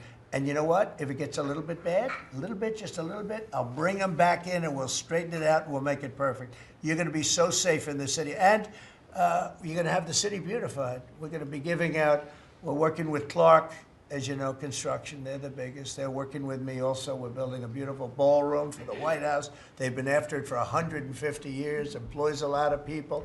It's going to be as beautiful a ballroom as has ever been built. And Clark is the big builder in this city. They've done, I guess, a majority of the good work, the big work. And we're working with them on the beautification, the fixing up of the roads, the fixing up of the medians, between the roads, so cars don't wrap into each other. They wrap into, I have one piece sitting on the ground for weeks. This was a year ago when I had to come in, unfortunately, for fake court cases. And I looked at the condition. We have it fixed up a lot right now. You know, the tents are removed and a lot of things have taken place. But I'd come into this city and I'd say, boy, does it look bad. The filth on the roads, the medians were broken and always laying down and nobody would fix them. And all of that, well, we're going to have new medians. We're going to have a nice topping put on the road. We're not going to rip the roads apart and start a construction project that lasts for 2.5 years as they rebuild the road, which they don't have to do. And we're going to have this place so beautiful. That's going to be a part of it. Now, the biggest part is crime, but it's also a part, when you see a dirty city, it's like I told, I don't know, it became the #1 thing viral. I said my father, he's a smart guy, he's a great guy, he's a loving, wonderful father, but he could be a little on the tough side. He told me that, son, when you walk into a restaurant and you see a dirty, filthy door going into the restaurant, don't go there because the kitchen's dirty also. When they see a dirty Capitol, the rest of the world, they lose a lot of respect for our country. This Capitol is going to be so beautiful. We're going to have new poles, new lights, new fences. It's stuff that, when you add it up, it's money, but it's peanuts compared to what we're talking about. And we're also going to have great safety. Mr. President, I wanted to ask you on crime and also a question on foreign policy that maybe other officials can weigh in into. And on crime, Iris shared her story, and you mentioned, people going. That was a terrible story. Because I'm just amazed she's here. When the gun is when the gun is put to the head. Did they ever capture these people, by the way? I kept calling, but I haven't heard back about this guy. It'd be really great if you could maybe give the information. She's very good at capturing people, She's very good. If you could give that information to Pam, would be great. Would you do that? Yes, Wouldn't you'd love to see them? I would assume you'd like to see them captured. For sure. You can't. You just can't. For years. Yeah, take a good look at that. So, Go ahead. So go ahead. Just a few weeks ago, I was out to dinner with my husband, and we're taking the metro back, and then we get attacked on the metro. They're throwing things. Some teenagers, they're throwing liquid at us. Oh, they're throwing things. They throw. How about where they chop down the granite curbs and the concrete curbs? But the granite curbs so expensive. Those granite curbs, nobody uses them because they're so expensive. And you see a guy chopping them and handing out big chunks of them like a brick because they couldn't get in because people were stopping them from walking out. A little bit unusual when you're walking with a bag of bricks. Generally speaking, Sean, that's not a good sign. Right? That's not a good sign. But they now come in with hammers. They can disguise a hammer. They start pounding the concrete and the granite, and they hand out chunks. And those people take those chunks and start throwing them at cops. Or they stand on the top of bridges and they drop them down into the windshield of your car, and you get killed running into a light pole. It's those days are over. I wanted to ask you, Governor Hochul, Kathy Hochul, said that she spoke to you on the phone, and you said you might send National Guard troops to New York. You mentioned that. So will you? I'd love to do it if she'd like. I get along with Kathy. If she'd like to do that, I would do it. See, look, New York has difficulty like other, and I don't want to make this I want to make this like friendly, but the places we're talking about happen to be virtually all Democrat run. Now, take a look at your 25 places that are most troubled. Everyone, except maybe one, and it's way back in number 24 or 25, but essentially 25 out of 25 are run by Democrats, and cashless bail was a disaster. When they did that, and I believe it was instituted first in New York, but when they did cashless bail, that was a tragedy for this, because that's when it really started getting bad. When somebody kills somebody, you don't say you can come out, you don't have to put up anything. You put that person in jail, and you find out whether or not it's true, but you don't give cashless bail with a promise to come back in a couple of months. We'll start talking to you. Because they go out and they kill other people, and you can't do that. The cashless bail has been, it's just a woke thing. It's got to stop. You see that, Christy, better than anybody. It's got to stop. It causes unbelievable, and we're doing that. We're stopping it in D.C. I would love to have the governor of Illinois call me and say, look, we have a problem in Chicago. We will stop that problem in Chicago in 2 months, maybe less, 2 months. We'll stop it. These are tough cookies we have working for us. These are tough cookies. These are not politically correct soldiers that I won't go into definitions of what that means. But these are not politically correct soldiers. These are rough guys. I watched it last night. I see it. I saw them the other day when we went down and we spent some time together with them. These are tough cookies. These are not people that you're going to laugh at and spit in their face and they're not going to do anything about it. And these people, they're afraid. These gang members who are bad people too. These are bad. These are just bad people. Ours are bad, but they're bad in a good sense, right? You don't understand that, Scott. And we can solve Chicago in 2 months. Now, then, as per your statement before, we have to keep it going, and we'll be able to keep it going. The first thing you have to do is get it down. We are very close to being at that position in D.C., and within a month, we will be, within a month from when we started, which is quicker than I thought, you're going to feel very, very safe. I think you feel very safe right now. But I would love it to have these governors, mayors call me and say, we'd like to invite you into our community because we have a problem and you can handle the problem and we can't. One other thing, sanctuary cities, they should be terminated. They're sanctuary for criminals. They're safety and security for criminals.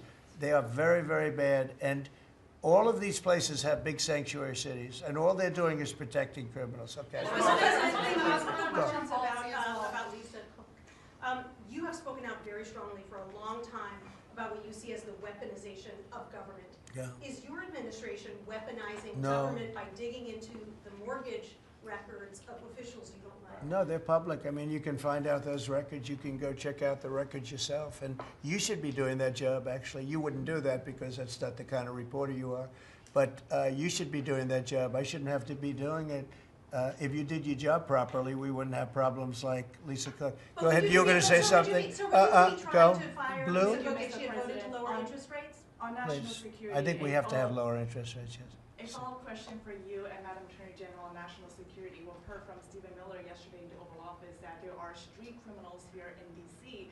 who are actually found to be doing business with transnational criminal cartels. That's right. overseas. And we know who they are, and we know who they're doing business with.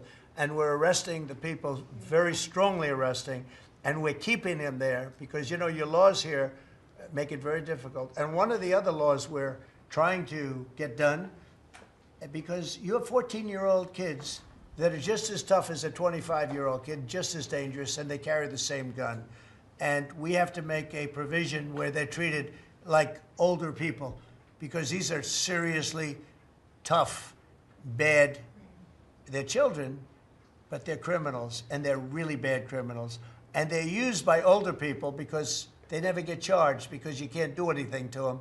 But we are getting that change, Pam, I hope, because you have 14-year-old kids that are evil, they're sick, and they have to be put away. Something has to be done because you can't have a society where they're allowed to walk the street. You know that better than anybody. Mr. President, on your way to Alaska. I can't believe it. You're not tired holding that? I have a few more questions. How strong are you? How strong are you? Look at him. He's been holding that thing for 3 hours. You're a good fisherman. Well, I should give that a shot. Go ahead. On the way to Alaska, you had mentioned that there would be severe consequences if Vladimir Putin did not agree to a ceasefire. Yeah. After that summit that was rolled back, given the negotiations, is he back on the clock now? I want to see that deal end. It's very, very serious what I have in mind if I have to do it, but I want to see it end. I think that in many ways he's there. Sometimes he'll be there and Zelensky won't be there. You know, it's like, who do we have today? I got to get them both at the same time. But I want to have it end. We have economic sanctions. I'm talking about economic because we're not going to get into a world war. I'll tell you what, in my opinion, if I didn't win this race, Ukraine could have ended up in a world war. We're not going to end up in a world war anymore, but it would have ended up possibly in a world war. That would have been they were ready to trot. But just like India and Pakistan, we're going to end up in a nuclear war if I didn't stop them. You know, it's sort of strange. I saw they were fighting. Then I saw 7 jets were shot down. I said, that's not good. That's a lot of jets, you know. $150 million planes were shot down. A lot of them, 7, maybe more than that. They didn't even report the real number. And I'm talking to a very terrific man, Modi of India. And they say, what's going on with you in Pakistan? Then I'm talking to Pakistan on trade. I said, what's going on with you in India? And the hatred was tremendous. Now, this has been going on for a hell of a long time, like sometimes with different names for hundreds of years. But I said, what's going on? I said, I don't want to make a trade deal. No, we want to make a trade deal. I said, no, I don't want to make a trade deal with you. You're going to have a nuclear war. You guys are going to end up in a nuclear war. And that was very important to them. I said, call me back tomorrow, but we're not going to do any deals with you, or we're going to put tariffs on you that are so high. You were there, Howard, right? Yeah. You're going to put tariffs on you that was so high, I don't give a damn, your head's going to spin. You're not going to end up in a war. Within about 5 hours, it was done. It was done. Now, maybe it starts again. I don't know. I don't think so, but I'll stop it if it does. We can't let these things happen. The Russia-Ukraine situation, last week, 7,012 soldiers, 7,012 soldiers died. They were Russian, they were Ukrainian, they weren't American, so a lot of people would say, what do you care? They're not American. I care. They're 12,000, over the last couple of weeks, over 12,000 people died in like in 2 weeks. You know, we're talking about crime where somebody's killed here or somebody. Think of it, you have your son leaving Russia, leaving Ukraine, their little house, wherever they live with their parents, they're waving goodbye, just like our parents would wave goodbye. And they're waving goodbye, son. And then a week later, his head's blown off in a stupid war by a drone, a whole new form of military problem. So, no, I'd like it to stop. I want to get it to stop. And it will not be a world war, but it will be an economic war. And an economic war is going to be bad. And it's going to be bad for Russia, and I don't want that. Now, I have to also see, because not everybody, you know, Zelensky's not exactly innocent either, okay? You know, it takes 2 people to tango. And I say it all the time. You got to get them together. I get along with Zelensky now, but we have a much different relationship because now we're not paying any money to Ukraine. You know, stop that. We're paying money to ourselves. What's happening is NATO is buying all of the equipment and paying in full. But even with that, forget about that. I want to get it stopped because it's a lot of lives that are being lost. Every week it's 7,000, 5,000, 6,000. I get the reports and I see battlefields. I'd rather not see them. And you know, you read about Gettysburg.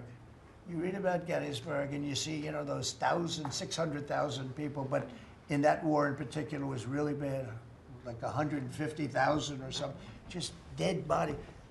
I'm seeing the same. I see pictures. I see satellite pictures of heads over here, arms over here, legs over here.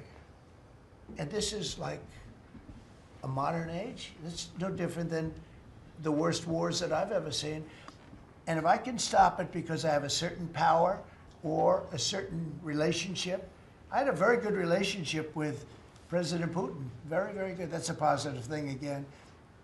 And I think I'm probably the only, Steve Witkoff would tell you I'm the only one that can solve it. I don't know. He's told me that a few times, unless he was saying that just to build up my ego, but it's not really. I have no ego when it comes to this stuff. I just want to see it stop. Thousands of young people, mostly young people, are dying every single week.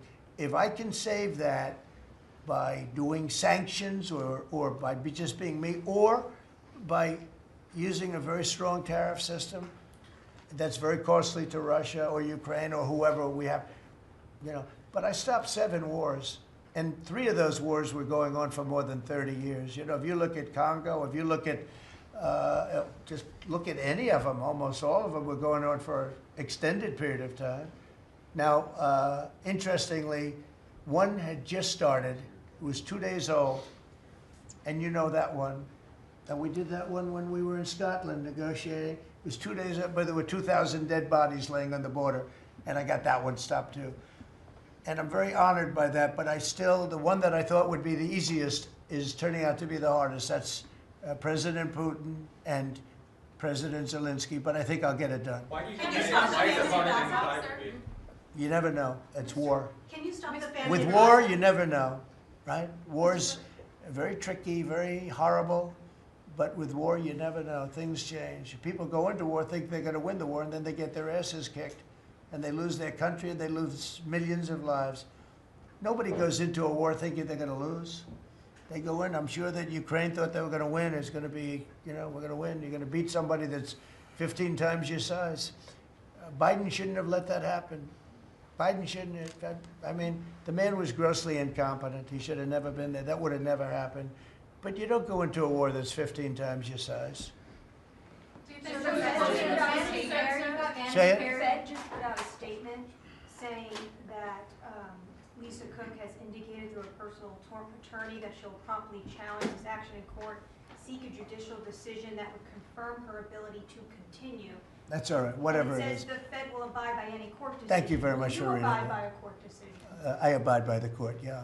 I abide by the court. Yes, please. That's enough. That's enough. Mr. Go ahead. President, what other companies are you thinking about taking stake in? Well, we didn't take a stake in the sense that it was reported. Everyone said, I bought a stake in Intel. No, I got it for free. I said I was with is that a correct statement? Howard was there. Absolutely correct. Scott knew all about it. They came in, a man was charged with something by a very good person, Senator Cotton, made some statements about the gentleman that was running Intel. When he came in, and I said some rough things about him, I said, I'm not happy with it, and they called, and he was very devastated at what I said. I said he should immediately resign. And he came to see me, and I was very impressed by him, actually. And he made a mistake, or factors happened where something like this could have taken place. In the meantime, his board was staying by him. And I said to him, and took about, I would say, less than 45 seconds. I said, you know what you should do if you're smart? Give the United States of America 10% of your company. And he looked at me and he said, I'll do that. I said, I just made $11 billion for the United States. And we made the deal. I didn't pay, we didn't write a check. Now, I guess Biden, with his stupid CHIPS Act, handed money to all these people that didn't need any money. Exactly. It didn't do anything. You know, they're giving billions of dollars to everybody. They all have so much money, and they have more money. But there's no commitment that you had to build. They just took all this money. It's the stupidest thing I've ever seen. See, with tariffs, they have to come in. Because if they don't come in, they can't sell into our country. So it's power, and you don't have to give up any money. But I said to him very simply, I'm glad we're straightening this out, because everyone thinks I bought in. No. I said, it would be great, we'd be a great partner for you, and I want to see Intel do well. You know, Intel was a great company, and it can be a great company again. But I said, I think it would be good if we own 10% of your company. He said, I'll make that deal. And it happens to be worth $11 billion. So we made $11 billion for the country, and then I was criticized by some of the fake news media. That's not the American way. Actually, it is the American way. Now, if I can help other countries or do those deals with others, I would do that. I think it's great. It's good. Builds up our balance sheet. Let me tell you, our country is becoming very rich again. You don't see it. When the CBO came out on Friday and said, we just found $4 trillion, and that goes to reduce our deficit, $4 trillion, and it was from the tariffs. Our country is becoming very, very rich again. I hope you get used to it. You're going to have to get used to it. In addition to reducing the deficit, any update on your previous talking about potentially giving Americans a tariff rebate check? Well, we have a lot of money coming in, rebate check for the Americans, and it's coming in at tremendous numbers. Don't forget, I would say, Scott, we probably are talking about right now 50%, maybe even less than that. With all the money you're hearing is coming in, you're talking about you know, a lot of it hasn't kicked in yet. And when it really kicks in is in 2 years when these plants are built and opened and the money starts pouring in, right? But, I mean, there's a concept of making you could call it a dividend, as we would say, making a dividend to the people in this country who have had to suffer through stupid leadership. And they paid a lot of taxes and they got nothing for it. Or they got attacked like you were, okay, for it.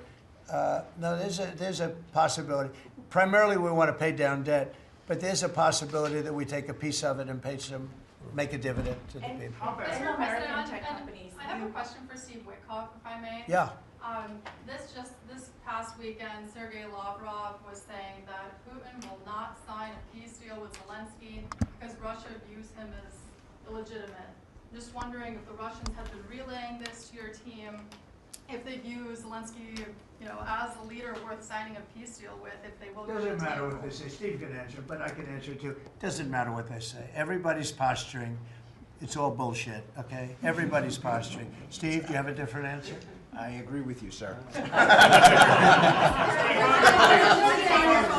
is your administration Here in this city, there are 500 people short of the police department, police. In New York City, it's 3,000. In Chicago, it's 1,300. Would they have had to bring in troops from the National Guard if the police departments in this country were fully staffed? Defund the police. How bad did that turn out for America? It's an interesting question. I was surprised when I heard how many police were here. It's not a really big area. And I think they said they're down to 3,200 police or something like that. I said, that's a lot of police. And I was a little bit surprised because to me that's a big force. And it's not a big area, but it is what it is. There's a lot of crime. You have a lot of, don't forget, you have a lot of police that weren't allowed to do their job.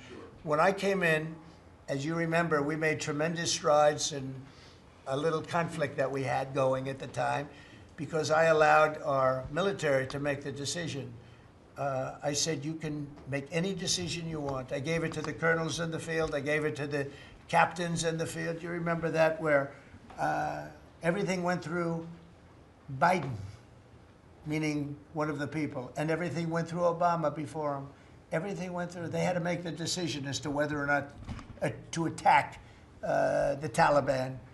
So they'd find 30 people together. They'd call up Washington, and they'd go to a political hack who knew nothing about it. My first night, I got that same call. Like they called me, and they said, "We have a." I got a call at 3 o'clock in the morning because I listened to their system, and they were calling me and they were asking me whether or not they could attack a group of people having to do with you know what war I'm talking about.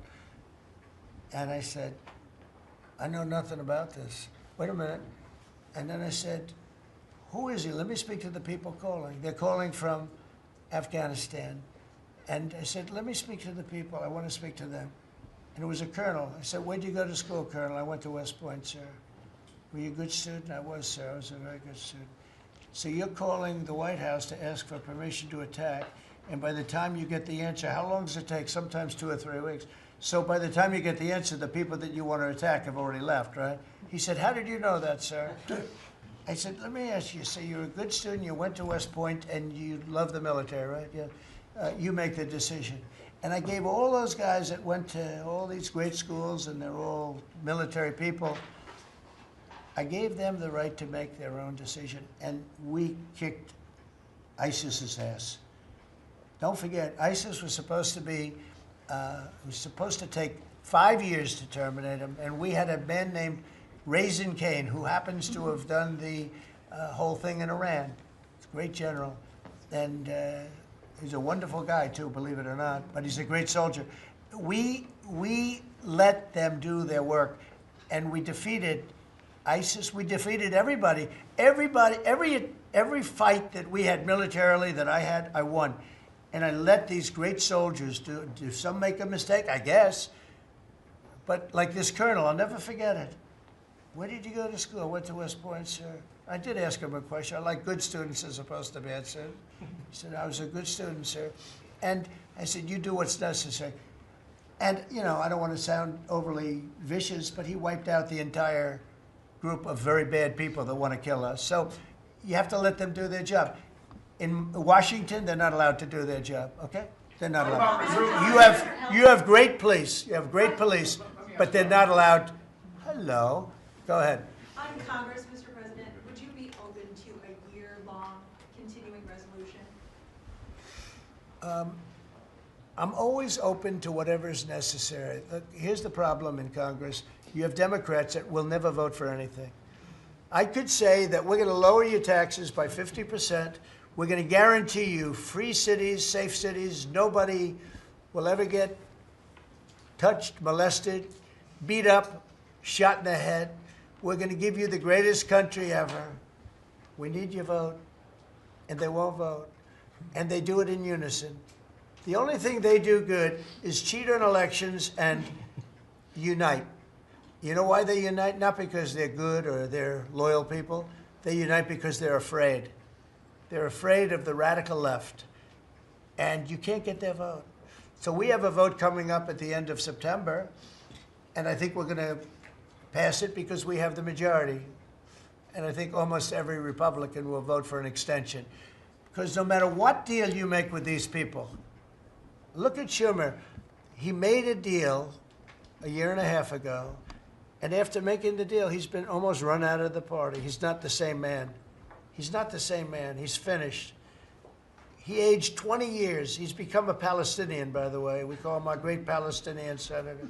But Chuck Schumer, and I wrote him a letter. I said, Chuck, that was really great. Thank you very much. And somebody gave the letter to the press, not me. And he was destroyed because they thought I was being sarcastic, and I wasn't. He made a great decision. It kept our country open. It was a positive. But you can count on almost no vote. I mean, I see things. I'll give you an example, crime. So we're going to pass a bill to stop crime. We may not get one Democrat vote, okay? We may not get one. So when you say continuing resolution, I guess so, and it's going to be passed exclusively by Republicans. On farm Mr. President, visas, why do you just you tell mentioned me in to Iowa that you derogatory wanted to see sentence, some changes to the H-2A visa Yeah. program for farm workers. Right. You mentioned in Iowa that you want to see changes. Do you want to see that before the fall harvest?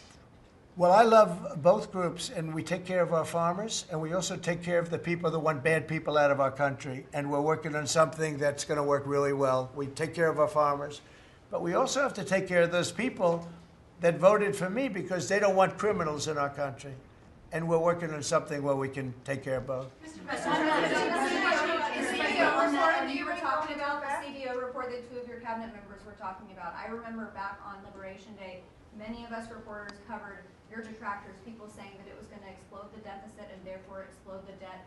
Who all has called you to say I was wrong? That's very good.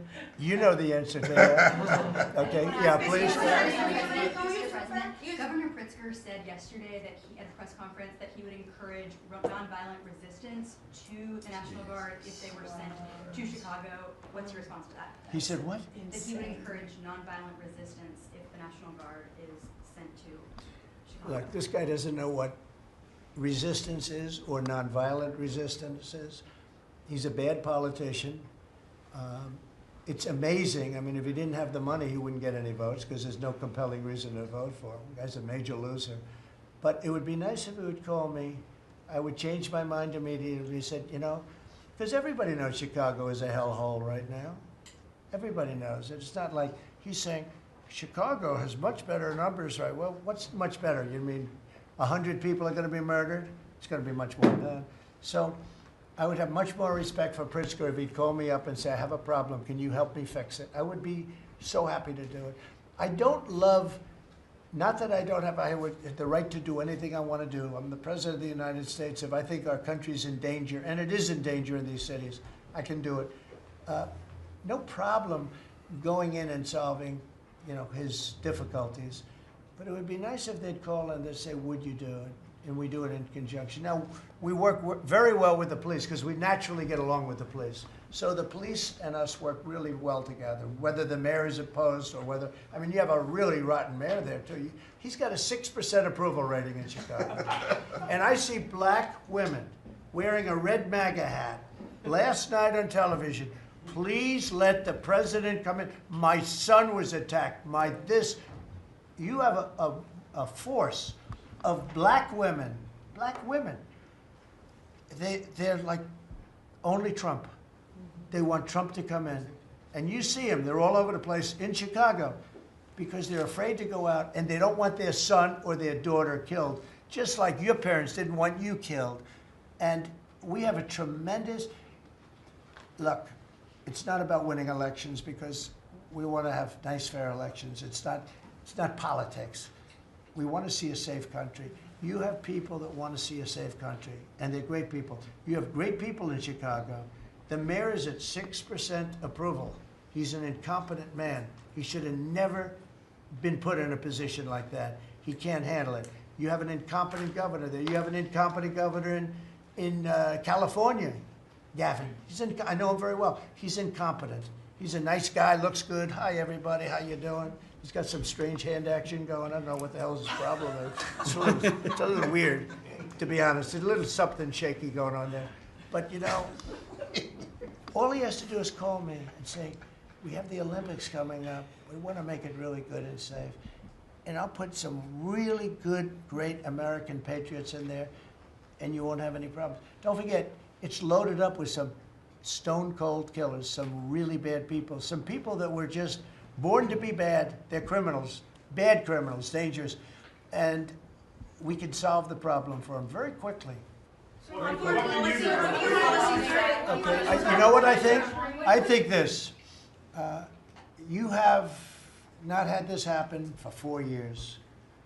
You sat and you'd ask one question to Biden, and it was always the ice cream question, right? What flavor ice cream do you like best? I like vanilla. And that was the end of the conference. I think now we've done enough. These people are very busy. I want to just thank, this is the greatest, this has never been done before. First of all, a cabinet meeting was sacred. You'd never let the fake news media in. But the fake news media isn't all fake. It's, a lot of it is, but it's not all. I think it's a great thing. I think maybe it's going to be done in the future. I hope it's going to be done. But you really get the word out. I mean, we had, each one of these people spoke. I think each one, if I thought one of them did badly, I would call that person out. I would say, Christy, what the heck are you doing? Please don't say that. No, but no, seriously, you have a very talented group of people. They get along, they work along together. And there's something really nice about just, you know, the openness of what we're doing. It's government. It's an open government. That's what we are. And we haven't made too many mistakes. Maybe we'll, but we haven't made too many mistakes. We've called it right. And I think you can be very proud of your country. We are a respected country again. We are really, right now, respected at the highest level, and we're doing great. And we're a very rich country again, very rich. And that's a good thing, because when we're rich, we can take care of poor. And that's what we're doing, and we're taking care of crime. And I hope, just in finishing, I hope that Illinois, I hope that New York, I hope that California, I hope they call me and they say, I'd love to have you come in and help us out. I will be a totally different person with them. I will respect them for doing it. Thank you all very much. Thank you, everybody.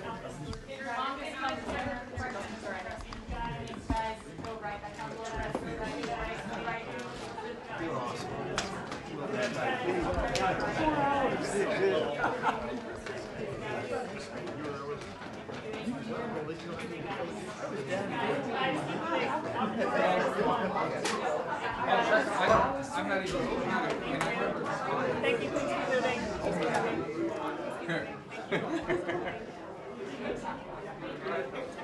Thank you. Yeah.